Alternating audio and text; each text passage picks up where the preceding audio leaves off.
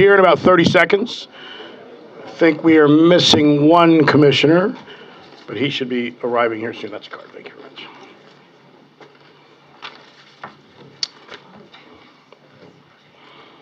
All right, good morning. I'm Mitch Mitchell, Chair of the San Diego Housing Commission Board of Commissioners. It is 9:02 a.m.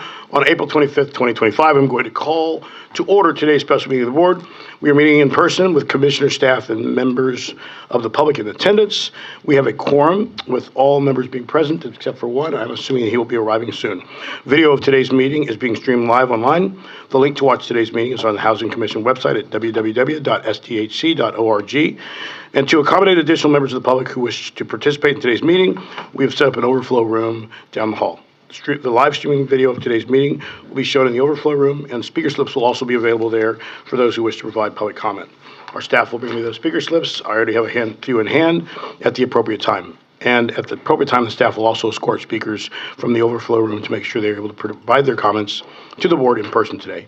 Members of the public here in the boardroom or in the overflow room who wish to provide comments will need to complete a speaker slip and provide that speaker slip to our Vice President of Communications, Scott Marshall, who's standing over here on the side of the room.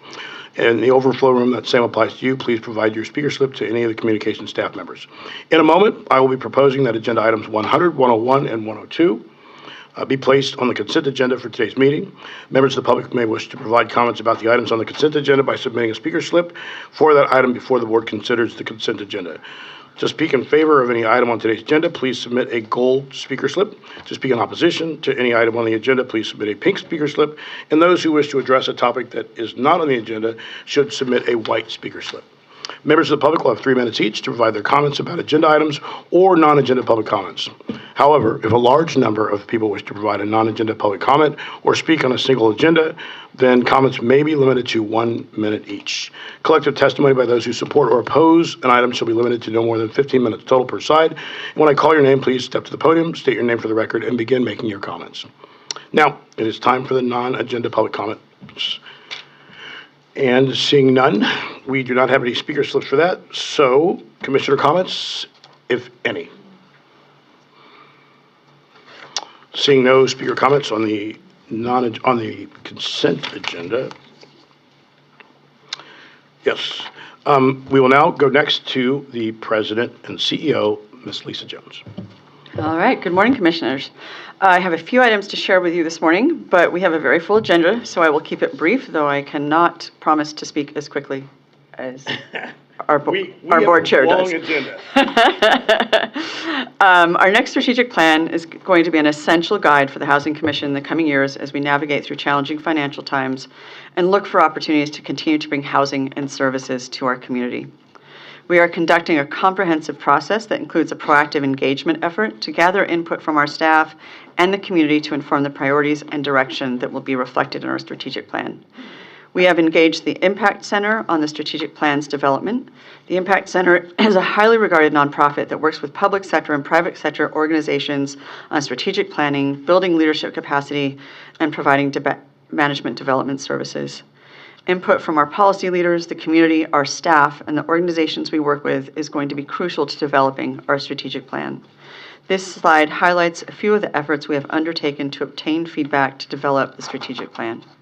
For members of the public who may be here today or watching online, we are accepting survey responses through May 2nd, and I encourage you to go to our website, www.sdhc.org, to access the survey.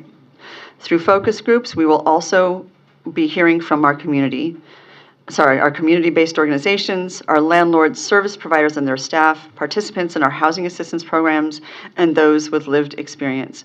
We anticipate completing the strategic plan and presenting it to you in July. And just a note on our public input through our website, we have received nearly 1,000 survey responses to date already. On slide 3. Engaging in continuing dialogue with HUD, national associations, our congressional delegation is very important, especially in such an unclear fiscal environment, which we will talk about during the budget workshop today. I had the opportunity this month to meet in Washington, D.C. with Benjamin Hobbs, HUD's Principal Deputy Assistant Secretary for Public and Indian Housing, that's a mouthful, otherwise known as HUD PDAS. He has his own acronym. We had a really good discussion.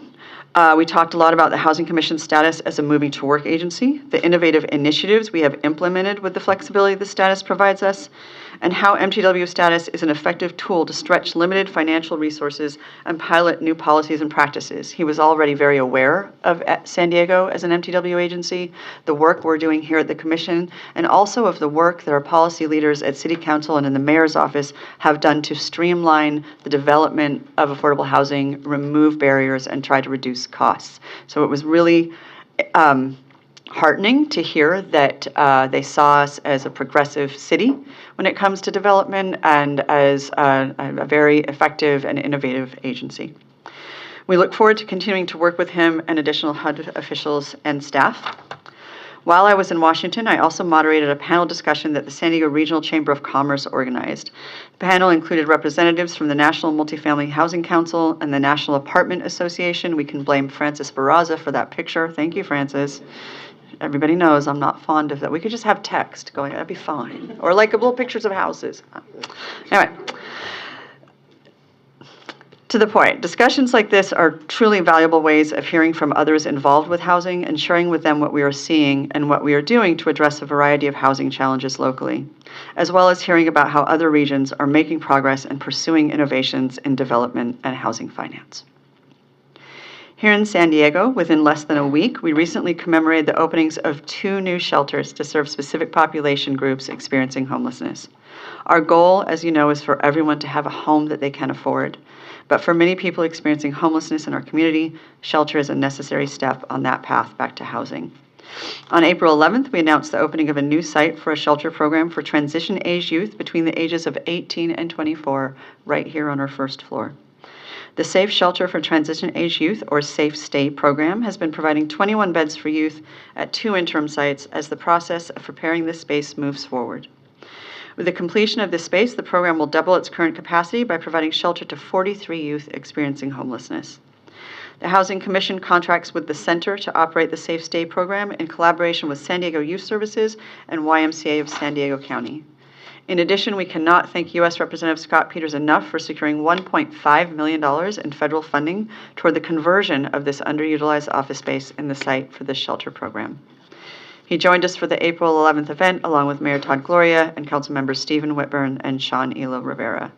We thank them for their leadership, but we also thank staff, Josh Hoffman in our Development Services Division, Jonathan Herrera and Casey Snell in our Homeless Housing Innovation Division for making the transformation of this space possible.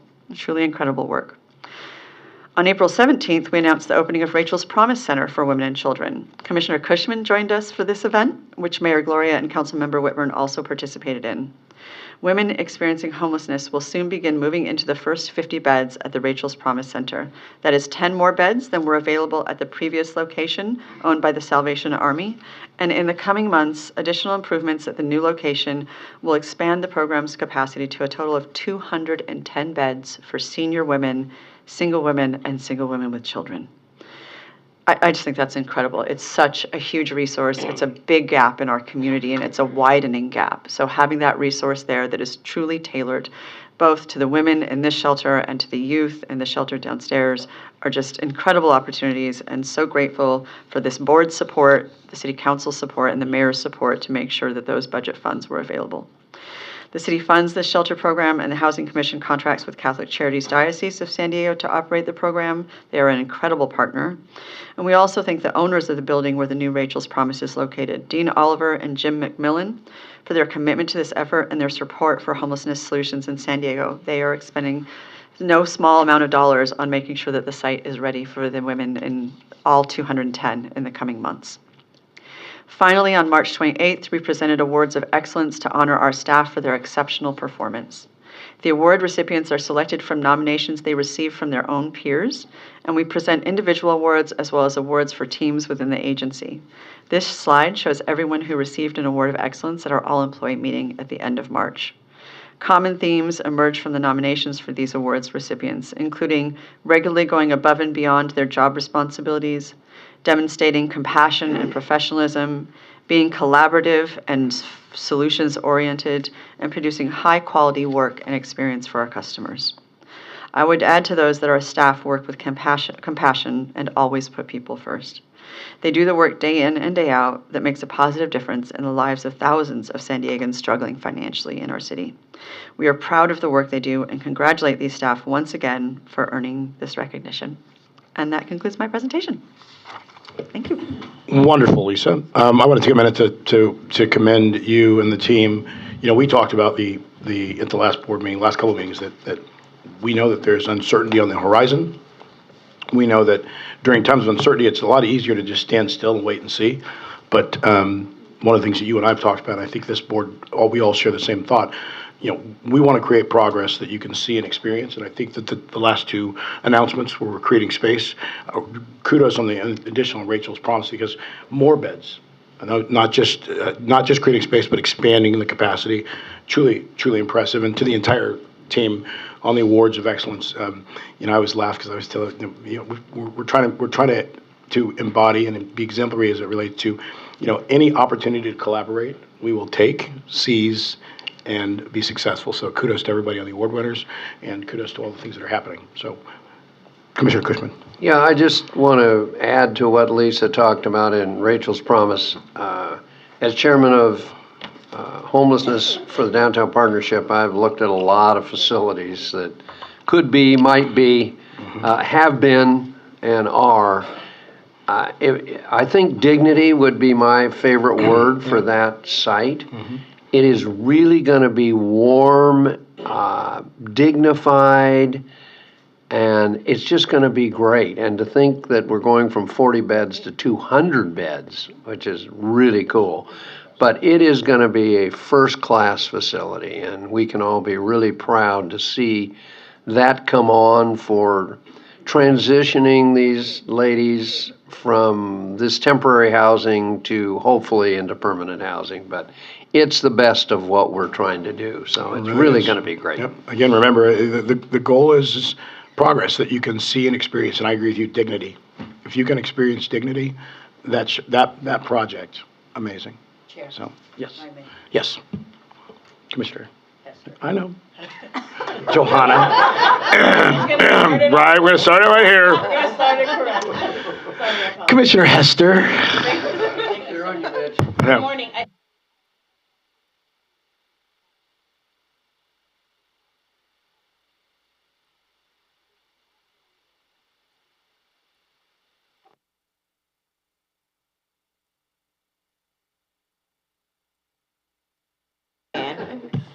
Good morning.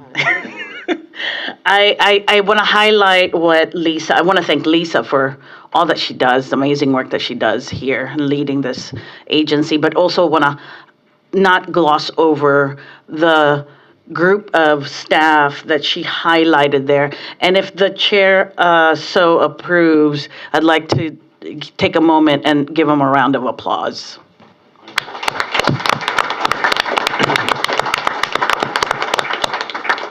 Thank you for that. Thank you. I see Jonathan sitting up there, and I teased him last time because I'm so proud of him. But every time I hear his name, and I think about everything this team does, and they do it with a smile. So, I wanted to interrupt real quick and say, Commissioner Klumpner, it's good to see that you are. I know that you have some sleepless days and nights, but you're doing well, and so it's good to see you. So, right, okay. Any further comments? Could we have Casey do a very brief? Well, that's why I was asking, because I know that that's the normal. Casey, she sat in the second row today. Thought maybe she'd get away with it, so. Good morning, Commissioners. I'm here to provide an update on the Coordinated Shelter Intake Program. In the month of March, we received 2,301 referrals for shelter, which is our second highest year to date. We were able to complete 230 referrals, which is 10% of all the ones that were received. But of note, intakes were suspended at Rachel's and the Safe Stay program because we were transitioning. So those are a few less beds that were available during that time frame. The number one reason, or 1 through 4, again, not surprisingly, no male top, no female bottom bunk, no male bottom bunk, and then no female top bunk. And then for families, we had 211 requests that we weren't able to meet for shelter. So again, really exciting to have Rachel's come online later this year. Year to date, we've had 18,382 requests for shelter. 2,222 have been completed for a 12% completion rate. I do want to point out when we look at the year-to-date data that the number 1 and 2 reasons that we can't complete all referrals is because of lack of male beds. We often get asked, like, how do you determine which beds to focus on? So 55% of all referrals are for men and are not able to be met. So I just wanted to note that really quickly. Just really quickly, if I could too, because we just closed out inclement weather, and I know we talked about it a lot last month. We closed the year with 54 activations. January was our highest month, 44%. We activated 24 days in January. By it was 6,119 individuals that we were able to serve in that 4-month and 8-day time frame. And we were talking about how folks hear about inclement weather, so I included that data, how they're hearing about it, which we do ask upon entry. So the number 1 way folks hear about inclement weather is through word of mouth. 58% folks enter inclement weather shelter because they heard it from their other folks on the street. 20%, the second largest, was because they walked up, so they know the sites that activate. So if it's raining, they just know to go there and queue for a bed. And then 10% was through 211. So just wanted to note that that's how folks, as of right now, are most likely accessing the shelter. So, Casey, one clarification. The 6,400 plus that you mentioned, that might also include people that have come multiple days in a row, or those are distinct individuals? No, it's just distinct request for shelter. So Okay. yes, it could be. It could be someone who's come multiple nights in a row because we've activated something. Thank you. Yep. Yeah, thank you, Casey. What was the referral number again? 12% or the completed? For the year is 12%. For March, it was 10%.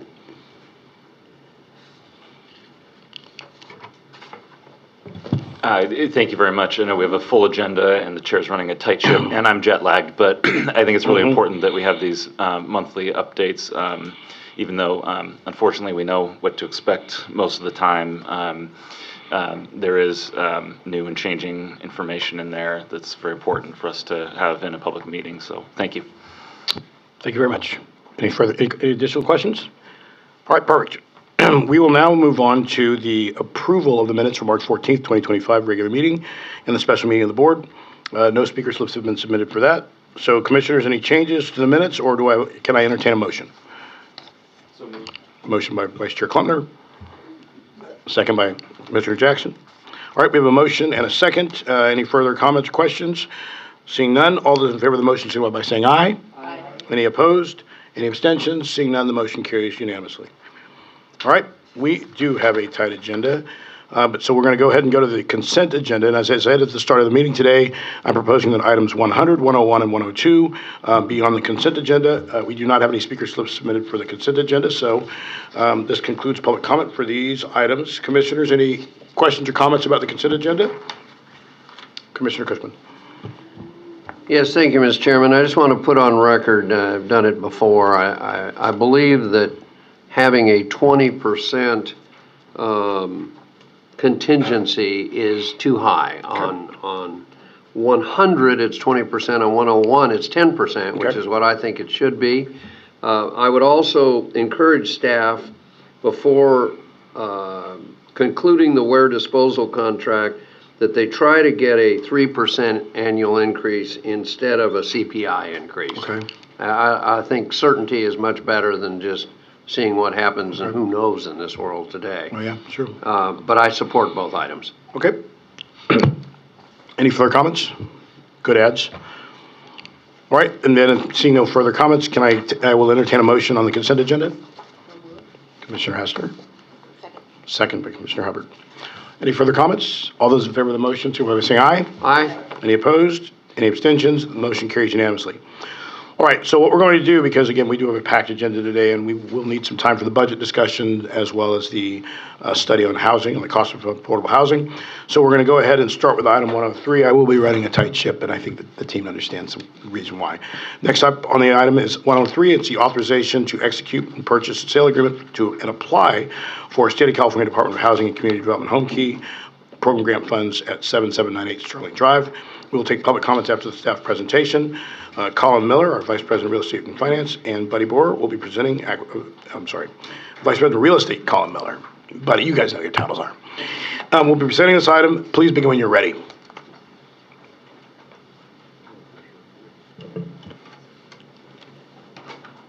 All right, good morning, Commissioners. I'm Buddy Bohr. I'm Vice President of Real Estate Finance and Acquisitions. With me is Colin Miller, our Senior Vice President of Real Estate. We're going to need about 15 minutes for this. That's all right. Buddy, I would say that you have about 12. So, You run a tight ship. yeah, I'd be thrilled at 10. All right, Yes. I'll speak fast. Okay. If you want me to read fast for you, I will. Awesome. So the item before you today is a request to execute a purchase and sales agreement, authorize an earnest money deposit of up to $500,000, authorize a commencement of due diligence activities with a budget not to exceed $250,000, authorize the Housing Commission to apply to the State of California Housing and Community Development Department Home Key Plus for up to $35 million in accordance with the November 26, 2024 NOFA, and if awarded, authorize the Housing Commission to enter into a standard agreement or any other documents required to secure the home key funds. Oh, you got that, thanks. So on November 26th, 2024, California Department of Housing and Community Development issued a Notice of Funding Availability, or a NOFA, for Home Key Plus funding. Home Key Plus is a statewide program funded by Proposition 1 and designed to help support the development of permanent supportive housing for veterans and young people and others with a mental health or substance abuse challenge. Proposition 1 allocated $2.2 billion in grant funding to the state. Over $148 million of that is allocated and set aside to San Diego County. Applications for the region are on a first-come, first-served basis, and it requires a resolution authorizing the application and participation in the Home Key program and funding for services commitments. An update presented to the San Diego City Council in 2023 identified revised estimates needed for shelter and housing to address homelessness. These needs are outlined here in the slide. To address these needs, San Diego Housing Commission has continued to work to identify properties and create affordable housing units to address the shelter crisis in the city of San Diego. San Diego Housing Commission proposes to enter into a purchase and sales agreement and apply for home key funding towards the acquisition of a property to create affordable housing units with supportive services. So this slide shows a picture of Starling Place. It's located at 7798 Starling Drive, 92123. It's right by Sharp Hospital. The property is in Council District 7 in Serra Mesa, in the Serra Mesa area of San Diego. The building is a single structure measuring approximately 40,000 square feet. It is 3 stories and elevator served. There are 64 surface parked spaces. Some of them are actually tuck under and covered. It sits on approximately an acre. So the property is currently operating as a VRBO hotel. It has 90 units, 66 studios, and 24 one-bedrooms. The negotiated purchase price is $37,350,000. So that's about $415,000 per door. Building was previously an office building and was rehabbed in 2022 to be a residential building or a VRBO hotel. So it's basically new construction as of 2022. Once we complete limited upgrades, we anticipate having approximately 82 housing units, along with counseling offices and common areas for the residents. The property is well located in central San Diego County, surrounded by 3 major freeways. The nearest VA clinic is 2.4 miles to the north, and County Behavioral Health Services are located 4.3 miles to the south. Grocery shopping is located 1.3 miles away, and a bus stop is located within 100 yards of the property. This slide provides an aerial view of the property, so you can see there's abundant surface parking there. The following 3 slides provide actual photos of the interiors of the units. As you can see, these units are recently constructed in very good condition.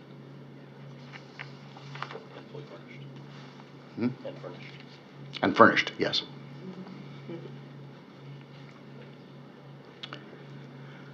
So purchase and sales agreement has to be negotiated incorporating the following, or I'm sorry, a purchase and sale agreement has been negotiated incorporating the following terms. Purchase price not to exceed $37,350,000. Once again, that's $415,000 per door. Due diligence will begin upon execution of the purchase and sales agreement and end 120 days following that, so approximately 4 months.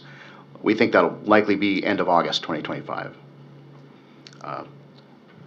Purchase of the property is contingent upon receipt of Home Key Plus funds and approvals from our Board of Commissioners and Housing Authority in the City of San Diego. Deposit we'll open escrow with a deposit which is refundable of $50,000. So this means we'll have site control of this property for 4 months for a $50,000 refundable deposit. At the end of due diligence, if San Diego Housing Commission decides to purchase the property, an additional $450,000 will be deposited for a total of $500,000, which will become non-refundable but is credited against the purchase price. If San Diego Housing Commission decides not to purchase the property during due diligence, the $50,000 deposit will be refunded. Close of escrow, we have up to 12 months to close escrow, so that's estimated to be April 30th of 2026. We've also negotiated an extension, if necessary, for another 6 months if needed, to November 2nd of 2026. So we've got lots of running room. I'd like to point out that this deal was sourced and negotiated by San Diego Housing Commission staff without a broker, a finder's fee, or a cooperating developer. So a purchase and sales agreement is necessary before the Housing Commission can obtain site control to perform the required physical due diligence. Examples of the due diligence we're going to perform are illustrated in this slide. We will perform an appraiser and have a peer review of that, an appraisal, and we'll have a peer review of that appraisal. All of these studies will help Housing Commission to identify potential risks, if any, associated with the purchasing of the property and converting it to permanent affordable rental housing.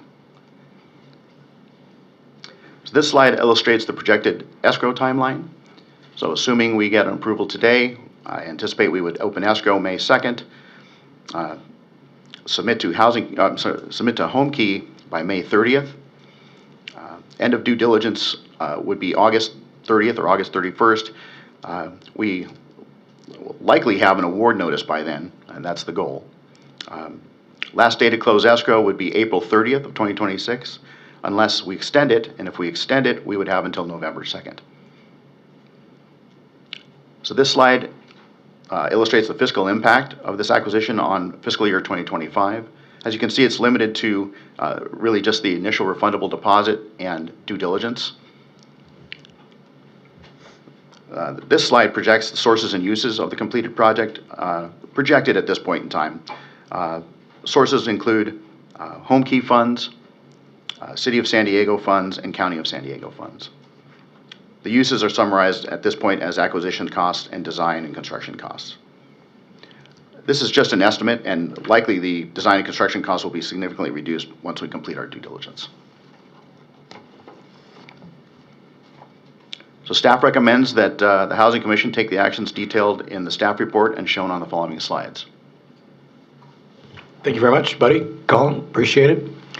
At this point, we have a couple of speaker slips on item 103. And we will go ahead and start with the public comment.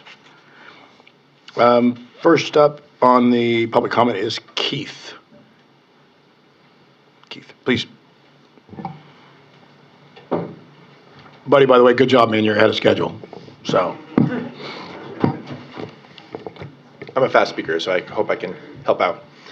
Good morning, Chair Mitchell, members of the Commission. My name is Keith Corey, Senior Advisor in Mayor Todd Gloria's office in his Government Affairs wing. I'm here today to express our support for this item, the purchase of 7798 Starling Drive, contingent upon the successful award of the joint application to HCD's Home Key Plus program.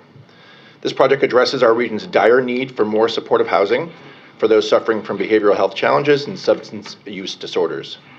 It's exactly the type of regional collaboration that we need, required to assist individuals and families living on the street or prevent them from falling into homelessness in the first place.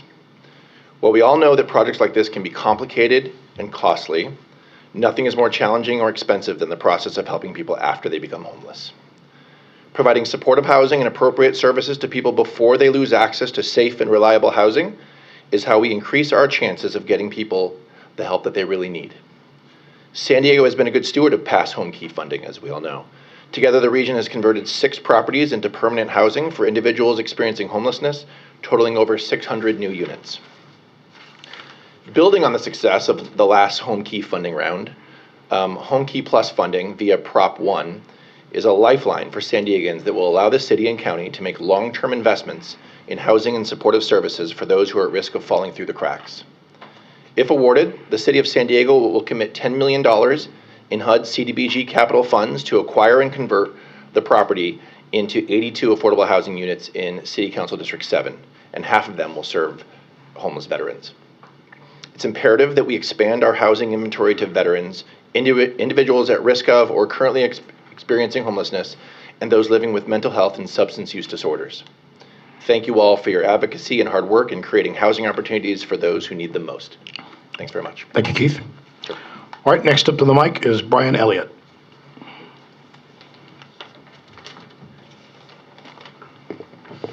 Morning, Chair Mitchell, Commissioners. Brian Elliott, Deputy Chief of Staff and Policy Director for Council President Joe LaCava.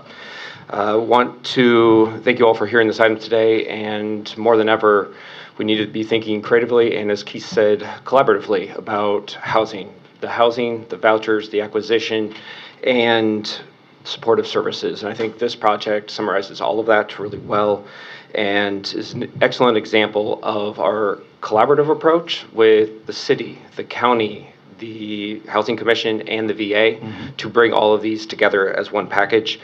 This past Monday, you might have seen that the City Council approved the CDBG funds that will be affiliated with this project. And once the application is, we know, approved by the state, the council president looks forward to bringing that to the Housing Authority for their approval as quickly as possible. So thank you again for hearing this, and we appreciate all the work that's gone into this. Thank you. Thank you very much. All right, we've now completed all the speaker slips. We will now go to comments from the commissioners. Any questions, comments? Commissioner Cushman. Yes, for my fellow commissioners, I have toured this property. It is a terrific property. Yeah. We spoke of Rachel's and Dignity. This is a first-class property. This is not something you would say, oh yeah, it's subpar. Yeah. This is really going to be a nice facility. So I think we can be very proud of this. Good. Wonderful. Commissioner Coleman.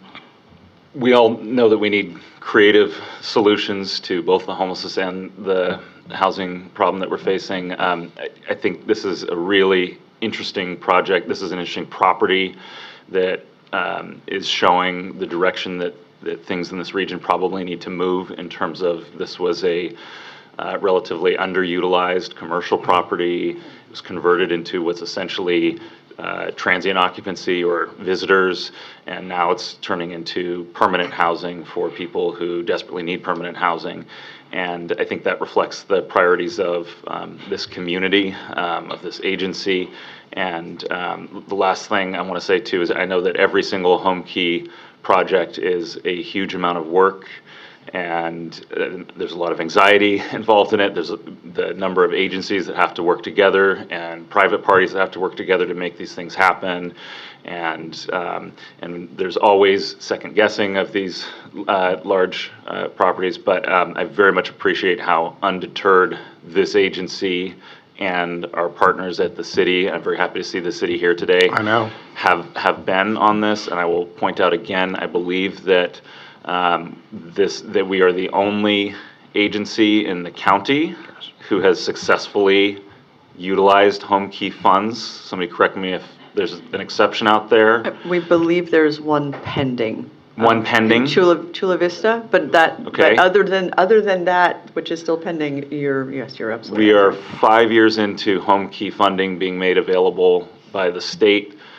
We have accessed it repeatedly. We have seen repeatedly other agencies submit applications and then withdraw them after neighbors complain or the slightest bit of pushback. And I'm very glad to see that that we are not following that path, and that we're leading in this region on these solutions. So, and again, the speed with which this is going to come online and the cost is about as good as it gets for these permanent solutions. Thank you. All right, thank you very much. I'll just close with Vice Chair Klumner. I believe, Lisa, an important statistic on HomeKey is that only 2 of the 18 cities in the county have actually applied for HomeKey funding. I was surprised to see this next round being opened by the governor. We were very much appreciative. And there is controversy about HomeKey in some counties. Here, we've proven that it works. So kudos to the staff, 600+ beds, partnership with the city and the county, and we'll keep creating again, we will never pass up on the opportunity to collaborate, and this is a great example. So, all right, no further comments or questions. I will entertain a motion so we can get the staff moving. I have a motion by Commissioner Cushman, second by Commissioner Jackson. Any further comments? Seeing none, all those in favor of the motion, signify by saying aye. Aye. Any opposed? Seeing none, abstentions? All right, the motion carries unanimously. And we will now move on to the next item, item 104, which was scheduled to start at 9:35. Scott knows this because he was on the call with me on the prep call, so he knows what that means. Item 104, the proposed fiscal year 2026 City of San Diego Affordable Housing Fund Annual Plan. We will take public comments after the staff presentation, and Saket will be joined by Matt Higgins, and you guys can begin when ready. We will jump right in. If you don't ask tough questions, this goes faster. Yep. Just saying.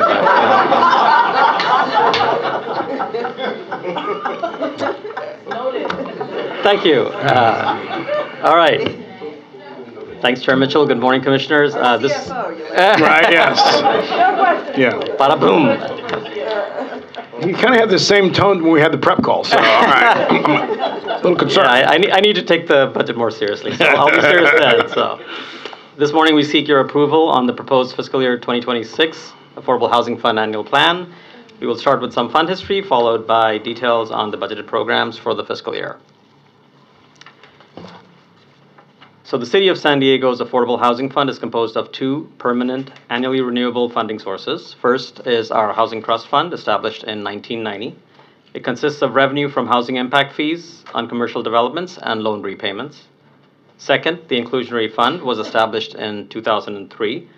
It consists of revenue from the collection of fees on residential developments and loan repayments. Developer has the option to either build affordable housing units or pay the fees that are used in the creation and preservation of affordable housing. As you recall, the City Council approved changes to the inclusionary fees in December 2019. These changes were phased in over 5 years, beginning July 1st, 2020. The changes increased the percentage of residential units that developers will be required to set aside as affordable housing, the fees if developer decided to pay instead of developing the affordable units. As of July 1st, 2024, and going forward, the requirement will be $25 per square foot or 10% on-site affordable housing. This slide displays the history of fee collections for both of our funds. The blue line represents the Housing Trust Fund, which hovers between $1.4 to $3 million annually. The reddish-orangish line represents the inclusionary fees. As you see, these fluctuate. In fiscal year 2023 and 24, fee collected $100,000 and $2.9 million respectively. Now that may be largely attributed to the ordinance changes we mentioned earlier. In contrast, do want to point out, this far in fiscal year 2025, we have seen an increase in inclusionary fees that the city collects, which year-to-date collections exceeding $13 million. So next year the slide is going to swing way back up. The increase is mainly due to 2 large developments. One is Center City, which we can see from here, and the other is the Kearney Mesa community areas, which opted to pay the fees instead of building on site. Fees are collected by the city from developers and then dispersed to SDHC as we administer the funds. Many factors do affect the collections, including development activity and the timing of fee collections. For the purpose of the Affordable Housing Fund annual plan, we use a conservative estimate based on historical calculations. Since inception, the Affordable Housing Fund has assisted with the creation and preservation of over 10,000 affordable housing units. It has assisted over 26,000 San Diegans experiencing homelessness and over 410 households become first-time home buyers. It's a very, very successful program. With that, I will pass it on to Matt, who will share the plan development and the budgeted amounts for the program. Cool. Thanks, Viket. Good morning, Commissioners. Good morning, everyone. Affordable housing funds may be allocated to programs identified in the list of model programs. For fiscal year 2026, we propose allocating funds to rental housing finance and homelessness activities. As part of the plan preparation, we continued to solicit feedback through outreach efforts. We made presentations at 3 community planning groups in Mission Valley, Rancho Penasquitos, and Otay Mesa Nesta. A video of our presentation about the Affordable Housing Fund annual plan, including closed captioning, was also made available on our website and SDHC's public engagement portal known as Public Input. To increase awareness of the annual plan and the comment period, we also emailed households who previously participated in a survey for the study about residential evictions in the City of San Diego. We also coordinated with the City of San Diego Promise Zone's Housing Affordability Working Group and posted on SDHC's social media channels. Members of the public were invited to provide comments on how they thought we should best use the Affordable Housing Fund funds. The comments we received are attached to the proposed annual plan. Now let's look at the detailed proposed allocation. Here you can see the fiscal year 2026 proposed funding allocation to the various programs as compared to fiscal year 2025 allocation. As a reminder, the Affordable Housing Fund is only one of the multiple funding sources SDHC administers for housing assistance and homelessness programs. This annual plan includes the proposed uses of only the Affordable Housing Fund and the anticipated outcomes associated with the fund. The proposed SDHC budget, coming up shortly, will reflect proposed sources and uses for all the funds we administer. With that in mind, let's dive in. With an estimated $29.1 million in fund balance and $5.2 million in new revenues, we'll be funding $15.8 million of prior year commitments from Notices of Funding Availability, or NOFAs. Some of these projects have received board approval, while others are in different stages of finalising their funding stack. In fiscal year 2026, we're also allocating $9.8 million towards a new NOFA. Note that this is only a portion of the funding that will be included in the NOFA. If we include all funding sources, including the Affordable Housing Fund, we've budgeted a total of $22.8 million for the NOFA in fiscal year 2026. We also propose allocating $5.8 million towards homelessness programs. They include landlord engagement, prevention and diversion, and rapid rehousing grants. The remaining funds are allocated to ongoing capacity building, program administration, and legal fees. The total affordable housing plan commitments are $32.8 million in fiscal year 2026. Here's another representation of the proposed allocation. As you can see, 78% is committed towards rental housing finance activities for the production of affordable housing. Here are 2 examples of newly constructed affordable housing developments built with financing that included Affordable Housing Fund revenues. Today, we're asking the board to recommend that the City Council take the actions detailed in the staff report and shown on this slide. This concludes the presentation. We're available to answer questions. Thank you. Thank you very much. Okay, we'll see what happens. All right. There are no speaker slips on this item, so we will go directly to commissioner comments and questions. Commissioner. My question is 25 versus 26 in homeless. Mm-hmm. Go back to your budget. Why such a drop in homeless activities? Go ahead, Suket. Sorry, I didn't mean to jump in front of you. He's like, no, you answer the question. He does. That's right. Yeah. Suket doesn't want any hard questions. Overall, AHF funds are not as strong as they have been in the past. We've had to make some targeted decisions about where we reduce costs, and we've also made some decisions that is in front of this board and then goes to LUH and to City Council about focusing more of the affordable housing, limited affordable housing funds on affordable housing development. So in some areas, we have been able to make some of these costs up through some ESG funds that are going to change a little bit in coming years. Go ahead, you can talk.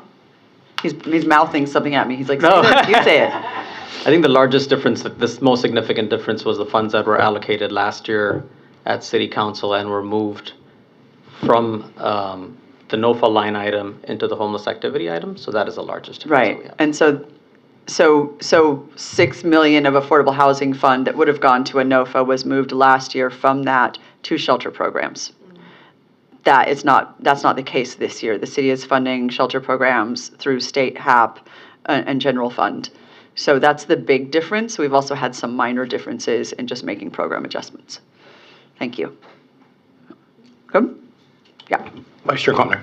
I had a different question, but to clarify here, so if we had FY '23 and '24 on here, what we're saying is that would compare, meaning we're moving back. Last year was more the anomalous year, and in prior years, this has been the more traditional use of this fund. That is correct. It is a little bit lower than last year's proposal, but yes. Hopefully that helped clarify. A very good question. Can you go back to the fee revenue over time slide? Thank you. So I don't know if we can answer this today because it's a complicated subject, but I'm always very interested in whether these fluctuations are due to projects building affordable housing on site, which results in less fee revenue, or slowdowns in collection of those funds due to either the fee schedule or production. And we did talk about this a little bit, so you should be prepared. I'll go fast. And to put this in layman's terms for people who don't watch every single one of these meetings every month, I mean, I would always prefer that every project build affordable housing on site because for a number of reasons that are not always reflected in the numbers here. The biggest of which is it moves towards addressing a lot of the social and economic problems that have been built up over decades with essentially segregated housing, either racially or economically segregated housing. And it's a little bit tricky to look at a chart like this where we would like to see the fund growing. But in this case, the fund growing is by nature, this is the second best option to what the policy is trying to induce, which is to have mixed income communities across the city. So it would be great if we one year had no fee revenue here because every project had inclusionary affordable housing built on site to the same standards as all the rest of the housing. But I also don't want to conflate that with slowdowns in production or other factors. So to the extent that I think anytime we're looking at these charts, to the extent that we can answer how much of this is something changing in the market versus developers building more on-site affordable housing, that's really helpful. So we do work closely with DSD and the planning department, and so far they've not indicated anything of a slowdown. It is honestly just the option of, do I pay the money or do I go ahead and build on site? It's going to be interesting going forward now because now we're at 10% or $25.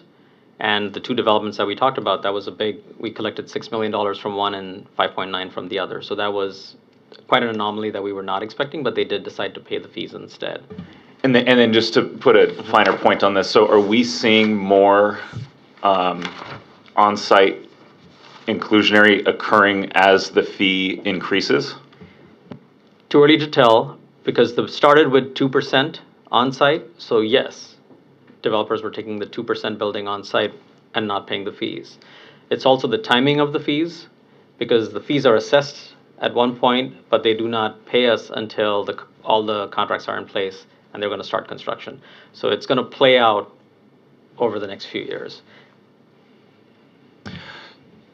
Thank you very much. And by sheer coincidence, we have former Council President Gomez here, who I I hope is having. I hope there's some positive lining here to seeing how this is playing out. Okay. Any further comments, questions? I will just say that we had the same conversation in the prep call. The housing starts, residential were down, commercial, dirt, not necessarily moving, and Mr. C, you know that as well. So we don't know where this is headed, but I would agree with you. Like the concern I've always had about this is the transparency of the in lieu is basically not helping integrate, and it was an excuse. It was an escape, and I've raised this a number of times that for all the money we've collected in lieu fees, if you think about if that had been actually translated into housing, we'd look a lot different. So it is what it is, but I 100% agree with you on this. Chair. Mitch, yeah. Thank you. Mr. Hester. That begs the question, right? Like, how do we, as an agency, and it's not a question for this agency, it is beyond our purview. However, it begs the question, how are we treating developers who are not creating the vision that we all think our city ought to be functioning? Yeah. And I think I think that's worth discovering.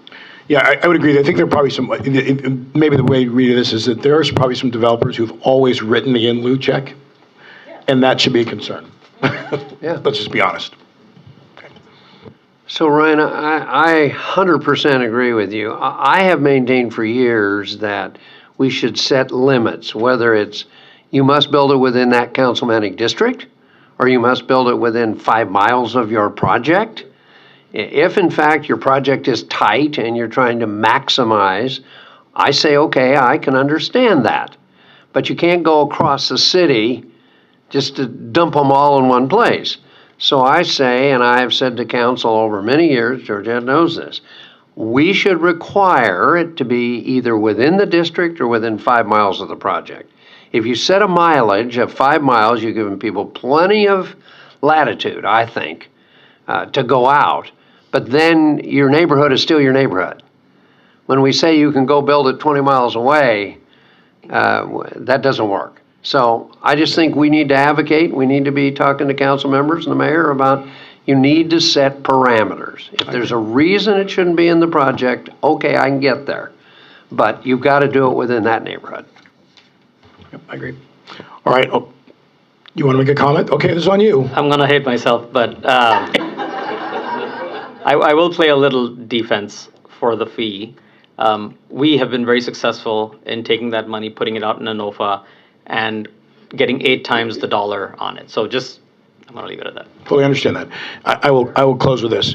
One of the first projects I saw sitting here in the commission was a project that a developer proposed. Was going to build housing for employees of the San Diego Unified School District in the same area. And the opposition was fierce. And when developers see that, it's easier to just say, can I write the check? That's a problem. Yeah. Right? So. Yeah, and I completely appreciate what you're saying, and our responsibility here is absolutely to do exactly what you just said, which is to the extent that this money is coming in the door, we need to do the absolute most we can with it. But to Commissioner Cushman's point, just to sort of, again, like put this in layman's terms, hypothetical here that very much plays out, we can have a luxury high-rise with sweeping bay views getting built downtown, where the starting price for those condos is, $3 million. And that fee money, rather than having inclusionary, that gets spent to produce yet another affordable housing project in districts for Elsewhere. or 9, Elsewhere, which is where those have historically been built because our land costs, et cetera, are lower there. If we're just thinking in terms of raw production, I guess that's a win on the unit count. If we're thinking in terms of the big picture, the long term, the underlying economic forces at play, it is not a good outcome for us to concentrate all of our affordable housing in certain areas and have certain areas have no affordable housing because, let's be honest, all of those luxury properties are employing people who now have to commute from long distances. So the whole point here is that we are providing the housing for the workforce and the community that we have without segregating it more than historically has been done, and ideally trying to undo that. So we absolutely should be trying to get 8 to 1 on the revenue that comes in the door. But again, the first priority would be if every new community getting built included at least some, and again, the percentages here are not high, so at least some affordable housing. I agree. All right. So seeing no further comments or questions, I will be provocative with one last statement.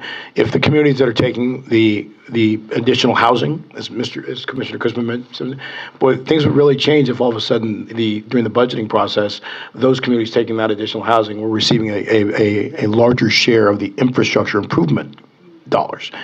That would be an incentive, right? And to me, and so at some point we may have to think about that as a city.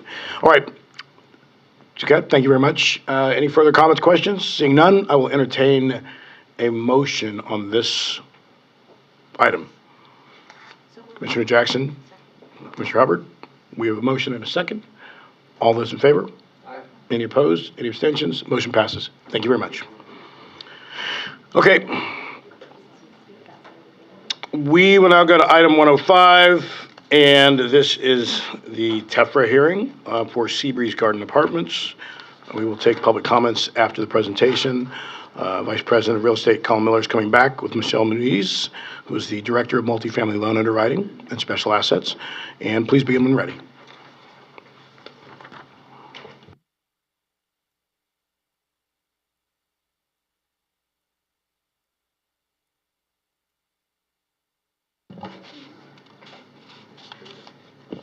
Good morning, Chair Mitchell and Commissioners.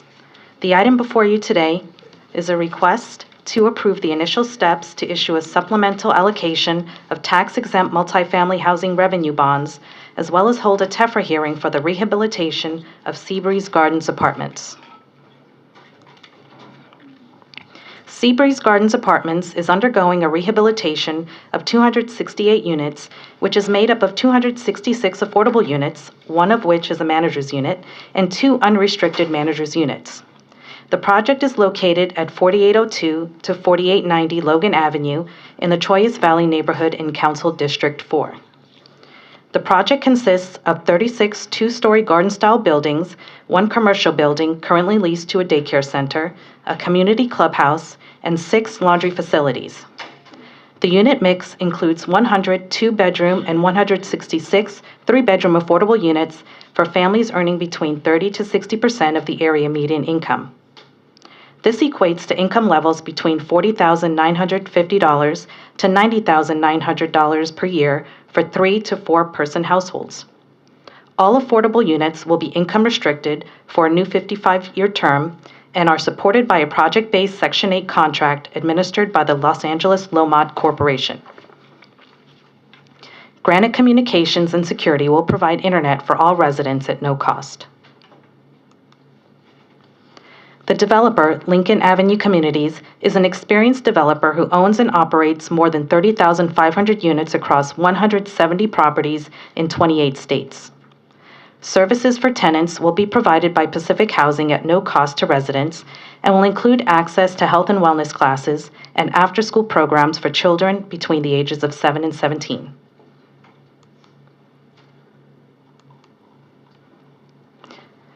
This slide summarizes previous approvals leading up to the original bond issuance of $75 million on June 14, 2024. Rehabilitation of the project started in June of last year. In the fall of 2024, the developer requested to submit a $7,500,000 supplemental tax-exempt bond application to SIDLAC to increase the total allocation to $82,500,000. The project is currently 35% complete and is expected to be completed on schedule in December 2025. The supplemental allocation is being requested as a result of increased costs due to unforeseen circumstances discovered during the construction process and the 50% test, which is an IRS requirement that a minimum of 50% of all eligible costs be paid for by bond proceeds. The addition of the supplemental bonds will allow the project to meet this requirement. Due to the age of the building, significant structural and electrical repairs and upgrades are needed in ADA units and the clubhouse. Many of the proposed upgrades will also improve the overall operational efficiency of the property. Some additions to the scope of work include structural repairs to metal stairs, repair or replacement of shutoff and pressure valves, improved access control components, and installation of solar panels. Improvements to the clubhouse and ADA units include structural framing, replacement of the fire alarm system, relocation of electrical feeders, and installation of footings and beams to bring the property up to code. This slide shows the site map of the development and the proximity to transit, schools, and grocery stores. The closest bus stop is within 100 feet of the community. The closest public schools are less than a half mile away, and the closest grocery store is within a quarter mile of the project site. The total development cost of the project is just over $165 million, which equates to a per unit cost of $616,000. Sources of funding include a bond finance tax-exempt permanent loan, a direct taxable first mortgage, a seller carryback note, tax credit equity, solar credits, and deferred developer fee. No Housing Commission loan funds are proposed for this development. Current rents are restricted at 30 to 60% of the area median income and range from $1,023 to $2,364 per month. Should these actions be approved today, staff will return to the Housing Commission Board to request final bond authorization in June and seek Housing Authority approval in July of this year. If approved, bond issuance is expected in August, with construction completion of the residential structures expected in December 2025. Installation of the solar system is expected to be completed in April 2026. Here are photos of the renovated property exteriors. And here are photos of the renovated property interiors. To summarize the developer's request, you are considering approvals to take the initial steps to issue up to $7,500,000 in supplemental tax-exempt multifamily housing revenue bonds. Approval of the bond issuance and Tax Equity and Fiscal Responsibility Act resolution does not commit the Housing Authority to issue bonds. Bond issuance will not create a financial liability to the Housing Commission, Housing Authority, nor the city.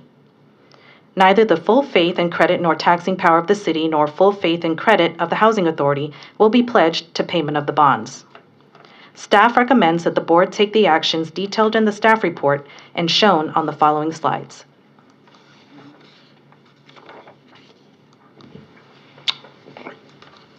All right, thank you very much.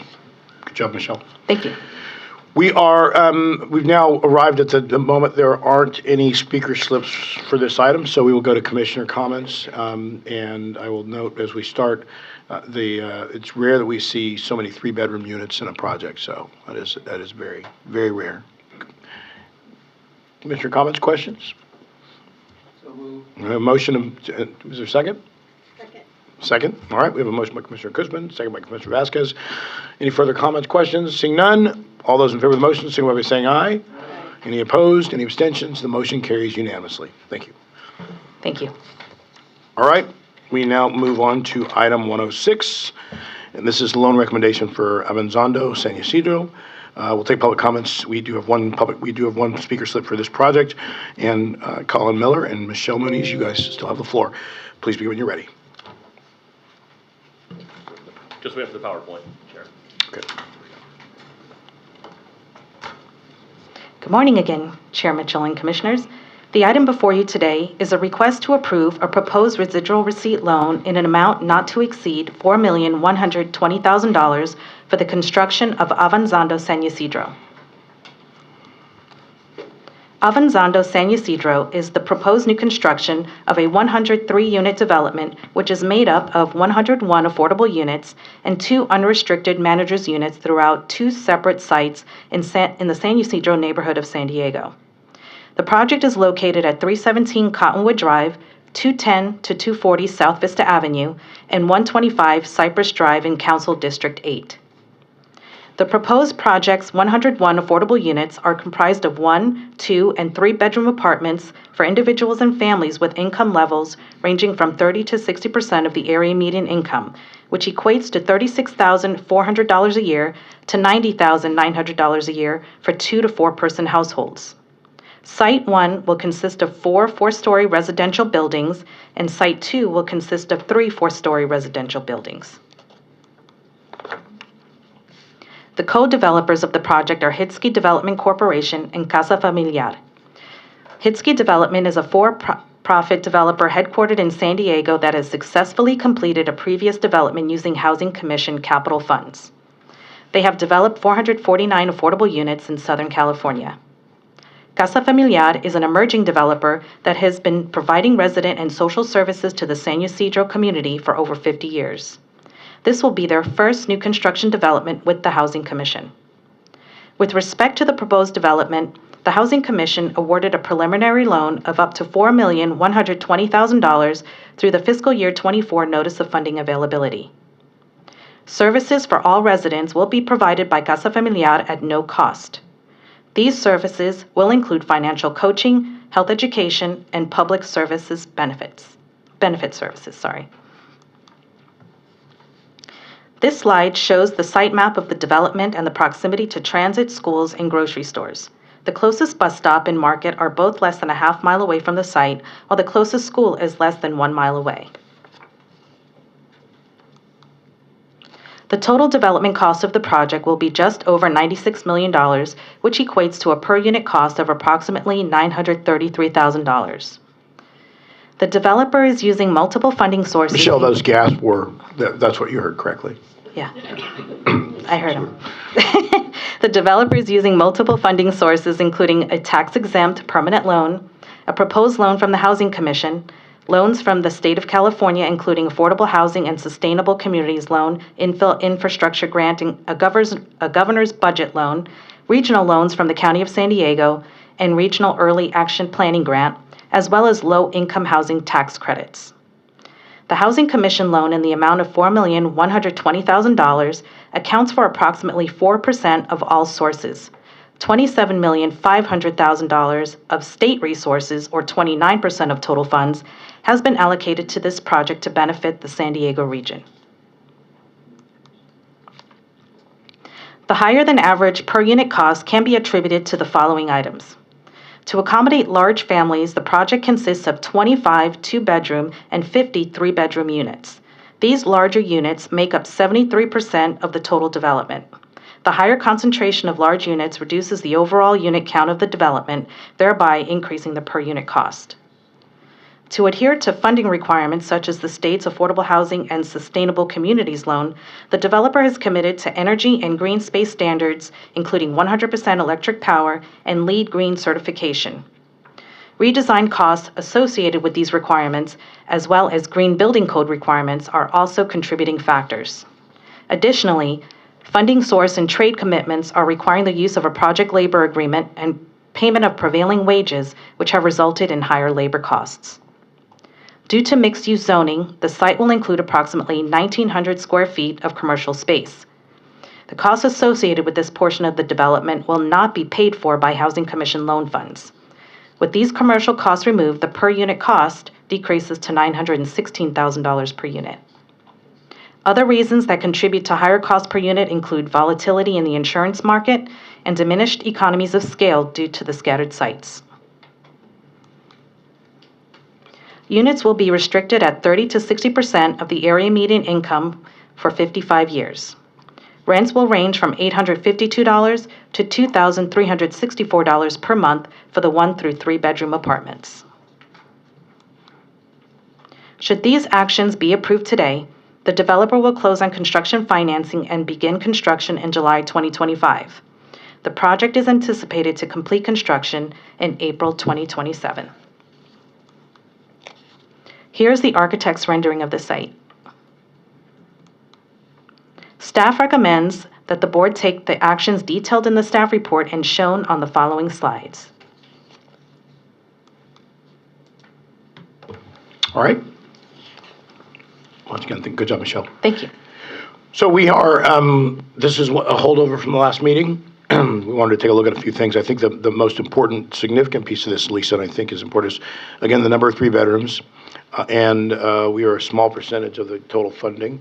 I think that this project obviously is exemplary of the need of 3-bedroom units in particular, and incorporates several components into it. So thank you very much, Colin and Michelle, for giving us more detail on the cost.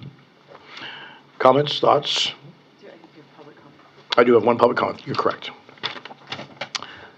I saw you smiling. Okay, Georgette Gomez. It's good to see you. It's good to see all of you. Thank you so much, and good morning. Georgette Gomez with Casa Familiar. I'm the Community Development and Policy Officer. And I'm very excited to be here and really be talking about this project, because one thing that wasn't mentioned by staff, and I really want to say thank you to staff who've been working with us for quite a while on this project, is this project is being done under a community land trust. Casa Familiar has donated the land to this trust. And the reason that that's very, very important to say is because we're actually doing this project in a way that is going to be a rent-to-own project. We're building the units in a way that people are going to be owning these units. So that's very significant and very, very innovative. This will be the first project in the state of California that we're doing it in such a way. Very innovative. We're doing it under a project labor agreement by choice. We are recognizing where we are building this project, which is in San Isidro. It is a high polluted community because of the border crossing. So we are actually incorporating more than required by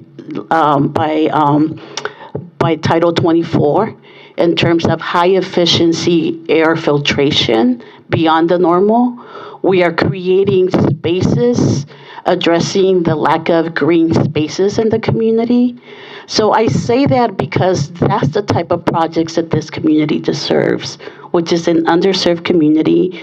About 9% of the community population are homeowners. So we want to create a community that is resilient, that we're creating generational wealth, and this is where the commitment comes from Casa Familiar. We're doing it, it's a project that is, yes, we're providing homes, which is very significant, but we are building a holistic community. And this is not the only project. We have many that are in the hoppers that we're going to continue to push, because we really want to create a different model. And hopefully this will motivate other developers that are in the affordable housing space to do these types of projects, because communities like these, residents, deserve an opportunity to enter into the home ownership. And there is a way, and we're proving it here. So we urge you to please support us in making this very innovative, responsible project. And we're also, just because Chair Mitchell, you will appreciate this. This is an all-electric project. We are addressing some of the undergrounding in this area that we're taking on as well. So thank you for your time, and I look forward in answering any questions that you might have. Thank you very much. And thank you for letting us know about the ownership component. That is significant. So, Commissioner Cushman. Georgette, tell us how the rent to own. I'm jazzed by that. I mean, if we can give people home ownership, I mean, That's phenomenal. How are you going to do that? Yeah, so it is part of our performa, and I have my colleague here, Tim, that can really talk about the financing aspect of it. By the fact that we are creating a long-term lease under a community land trust model, so we are agreeing to the 55 years, but this is actually a 99-year lease. So even the further commitment to keeping it affordable. So the performa has calculated everything that we need to do, but then eventually, when the 15-year marker comes, which is when we're going to be doing that transition with the residents in terms of the ownership, that's when it's going to happen. So we have it's a longer, we'd love to follow up with you as you're interested, that we can really get into the details of it, but it's after the 50-year marker, and that's when the transition will happen. Yeah, that's the normal refinance period. So, yeah. Okay, cool. I would like. Okay. Commissioner Hester. I am really about this project now that I've heard what it is. So thank you, Georgette, for bringing this up. I'd like to move it, a motion on it, but Got motion. We'll finish. would like to make a motion. Okay. Vice Chair Klempner. I know it was, the price per unit was commented earlier, and we've all been talking about this for a long time, and I think this is a really good example of affordable housing and what it delivers and what the costs are associated with that. And fundamentally, this is really kind of a values question for the community. And I have taken in the last year or so to, describing affordable housing as, it's very important. I know that we're going to talk about the cost study, and we have additional research we want to do in the coming year. And we're always looking at the comparison between the cost of construction of affordable housing and the cost of construction of market rate housing. And there's valuable comparisons to be made there, and we should be looking at that. But it's incredibly important to point out that affordable housing does things and is asked and required, and in this case voluntarily, does things that market rate housing can and never will accomplish. Market rate housing, a market rate developer could have purchased these sites and built market rate housing there if they saw a way to do that and wanted to do that. That has not happened. And there's other examples across the city where affordable housing projects are bearing the cost of environmental remediation for areas that have issues with contamination. They're bearing the costs of infrastructure improvements to public infrastructure surrounding a project because there has been so little market rate developing around that site that the infrastructure backlog has built up. And so the affordable housing project now has to pay for Caltrans costs, et cetera. I'm not saying that's in this site, just the long list of examples. In addition to the income restriction, this project is a little bit of like a Christmas tree of all the things you can do with affordable housing, and that's reflected in the costs. So the other thing I would point out too is, I believe it was noted by Casey earlier, we had 222 family shelter referrals? Over 200 families that we didn't have shelter. Families showing up that we don't have shelter capacity for. So one of the things that I've asked staff to look at, just in terms of a data collection, is we're so accustomed to looking at the cost per door, and that's a helpful metric. The thing it doesn't capture is the price per bed or per bedroom or per resident, because when we have a project like this that has so many family units, we can't really compare that to a project that is primarily studios. It's just not a fair comparison. So I think we've all done a good job of kind of going through, the reason why the costs are what they are. I'm sure there will be discussion, public discussion after this, as always happens when we have high-cost projects. But, we would be crazy to not approve this today, given the enormous benefit to the community and to the families it's going to serve. So, thank you. Is that a second? That is a second. Okay, we have a motion and we have a second. It was a long second, but it was good. I love him. He's very non-traditional in that one. I guess. This is a very exciting project. This is. Thank you for bringing this. I want to see more projects like this. My goodness, our communities deserve it. The vision of this project is so inspiring. Thank you. And it truly is. And even down to the green spaces and realizing how critical that is to quality of life. And the 30 to 60% AMI really keeping them deeply affordable, which is, I fear, going to become more and more rare these days as we see developments come up. I want to mirror all of Commissioner Klempner's sentiments. I don't know if I was about to steal your talking points or I've just been listening to you for so long, but the values that this reflects are something to be proud of. Yeah, I agree. I'll just close with this. Great project, and I'm going to point out one thing in particular. When we talk about the inequities that happen sometimes, the fact that you're putting in the EV charging stations and the car sharing programs, that's a reflection of your understanding of the community you're serving. And kudos just on the little things like that. Imagine a car sharing program, incorporated in. So, all right, we have a motion. We have a second. All those in favor of the motion, say by saying aye. Aye. Sorry, My last comment is, now that is a first class. Yes. Unit. Anybody against? Because that was a resounding aye. So is anybody against? Speak now, your own risk if you're against. So Mitch, Ryan brought up an interesting comment, and I should have made it earlier, Lisa should have. Rachel's promise, the total cost on a bed per night, $69, including 2 meals a day. Exactly. It's incredible. And a wonderful project. So it can be done. This is just a different model. All right, that motion carries unanimously. And Colin and Michelle, good job. All right, we will now move on to item 107. And, so here's what we have for my fellow commissioners. We have 107 and 108 fiscal year, the proposed fiscal year budget. It's going to be an important discussion.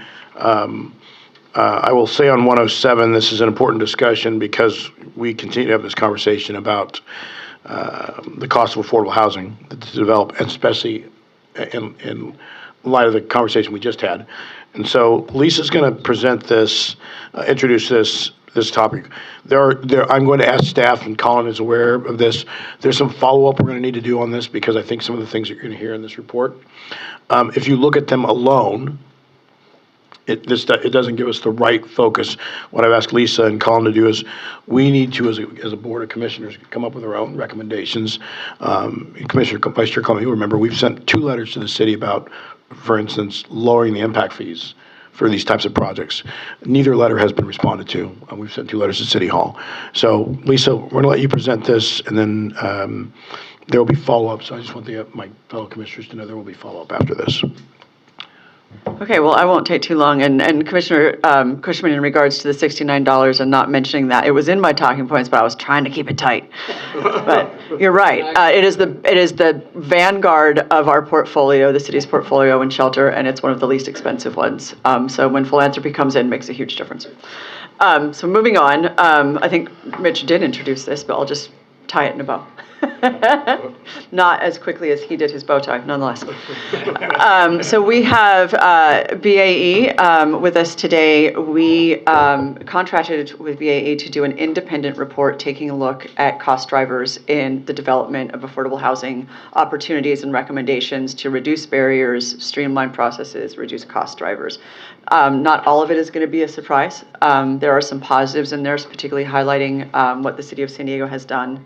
Following that, Colin Colin Miller is going to come up and talk a little bit about a study that came out recently from the RAND organization looking at California, Texas, and Colorado in both private market development and affordable housing development. I will say there are some things in here that are certainly cost drivers, but reflect values that policymakers and that I think we as a board also hold. So it's going to be an opportunity for discussion. We will go to land use and housing, we believe, in June after this. And I think it will be a good opportunity for us, our board, to have further conversations with policymakers. So I'm going to hand it over to BAE. Wonderful. Thank you. Chair Mitchell, commissioners, and SDHC staff, thank you so much for having us this morning. My name is Aaron Barker. I'm with BAE Urban Economics, and we are here today to present our study, which was related to the cost of affordable housing, what drives it, and how to address it. We'd like to thank the SDHC staff that we worked closely with on this collaborative effort, as well as the local developers that we interviewed. Just a really brief background about BAE. We are a real estate and economic development advisory firm. I am not Paul Penninger. I am Aaron Barker, sitting in for Paul Penninger. He had a family matter to attend to this morning. So in terms of before diving into the results of the study, I think we wanted to take a moment to talk about what the city is already doing in terms of streamlining development. So this is the Permit Now program that was issued via executive order by Mayor Gloria in 2023, which provides expedited permit review to projects with 100% affordable housing component. Assigning a development project manager, and as we all know, time is money when it comes to development costs, and so some of the costs that we're describing in this report may not be reflected with the efficiencies that have been provided by this executive order. And I will turn it over to my colleague Jacob Ricci, who will go into the more detailed portion of the study. Thank you. Thanks, Aaron. And thanks for having us here. So first, let's dive into the study purpose and objectives. So this study really addresses the question of the rising costs of affordable housing. What's driving those increasing per unit costs that you see in some headlines? So to answer this question, we created an affordable housing budget data set. We interviewed development community members in San Diego. And in the end, after requesting data from TCAC and from the Washington Housing Finance Agency to look at peer cities as well, we collected 391 LIHTC application workbooks, 65 of which were local. And we also collected 171 placed in service workbooks, 30 in San Diego. So just to recap, though, at the application stage, as you're all aware, projects have site control, but it's a little bit preliminary, and then placed in service budgets come in, and they're more related to the actual money spent to develop the project. So let's set the stage in terms of how San Diego compares to our peer cities in California and to the construction inflation overall. And so here we're looking from 2017 to 2023 in terms of residential development costs per unit in San Diego for LIHTC projects in our data set. So in 2017, we saw per unit costs of about $453,000 per unit on average. That rose at a rate of 3.7% per year to $586,000 in 2023. Again, this is an average, so some projects are more, some are less. We also took a look at Los Angeles, San Jose, Sacramento, and so if we look at all of the California cities, surprisingly, we actually have the same exact growth rate. So San Diego is not alone in terms of increasing costs per unit. Some of these are really high because San Francisco and San Jose have very high development costs, so even higher than San Diego.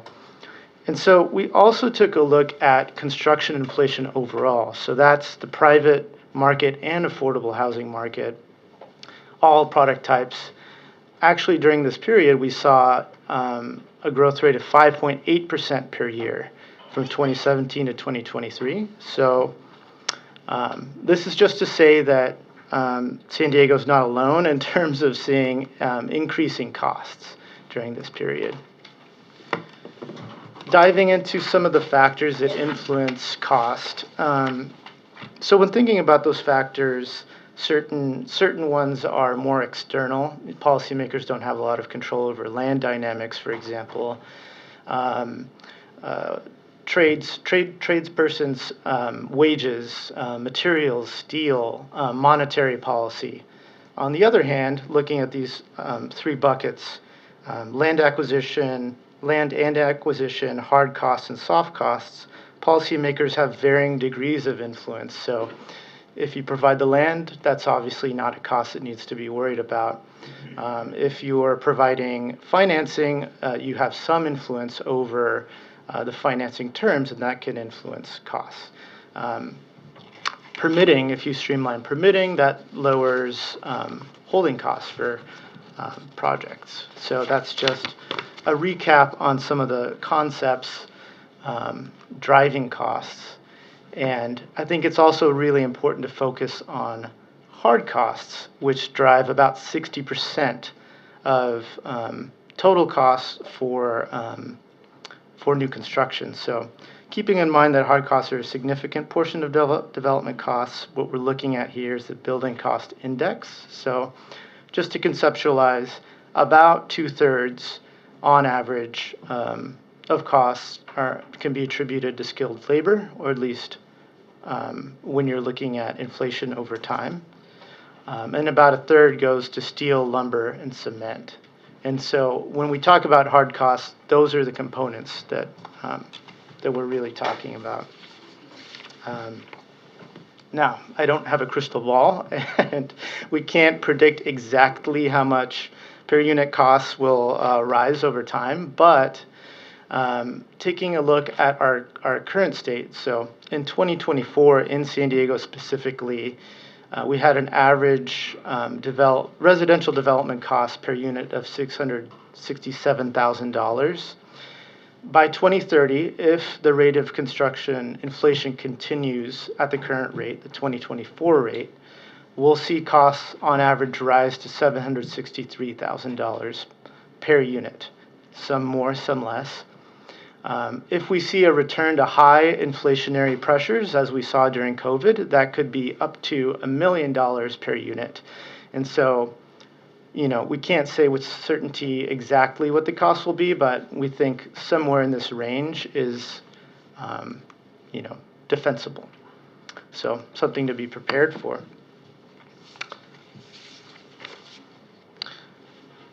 And so in terms of the reasons for high project costs, so TCAC has issued guidance for all 9% LIHTC projects that any project with $650,000 or more in development cost per unit has to explain why. So we took that same principle looking at San Diego projects and analyzed the reasons why developers gave for high project costs. So on the one hand, they cite construction type, building expensive podium structures on infill development sites, difficult to develop sites that other projects may not have to contend with, site conditions, environmental mitigation. You're all very familiar with all of these, I'm pretty sure.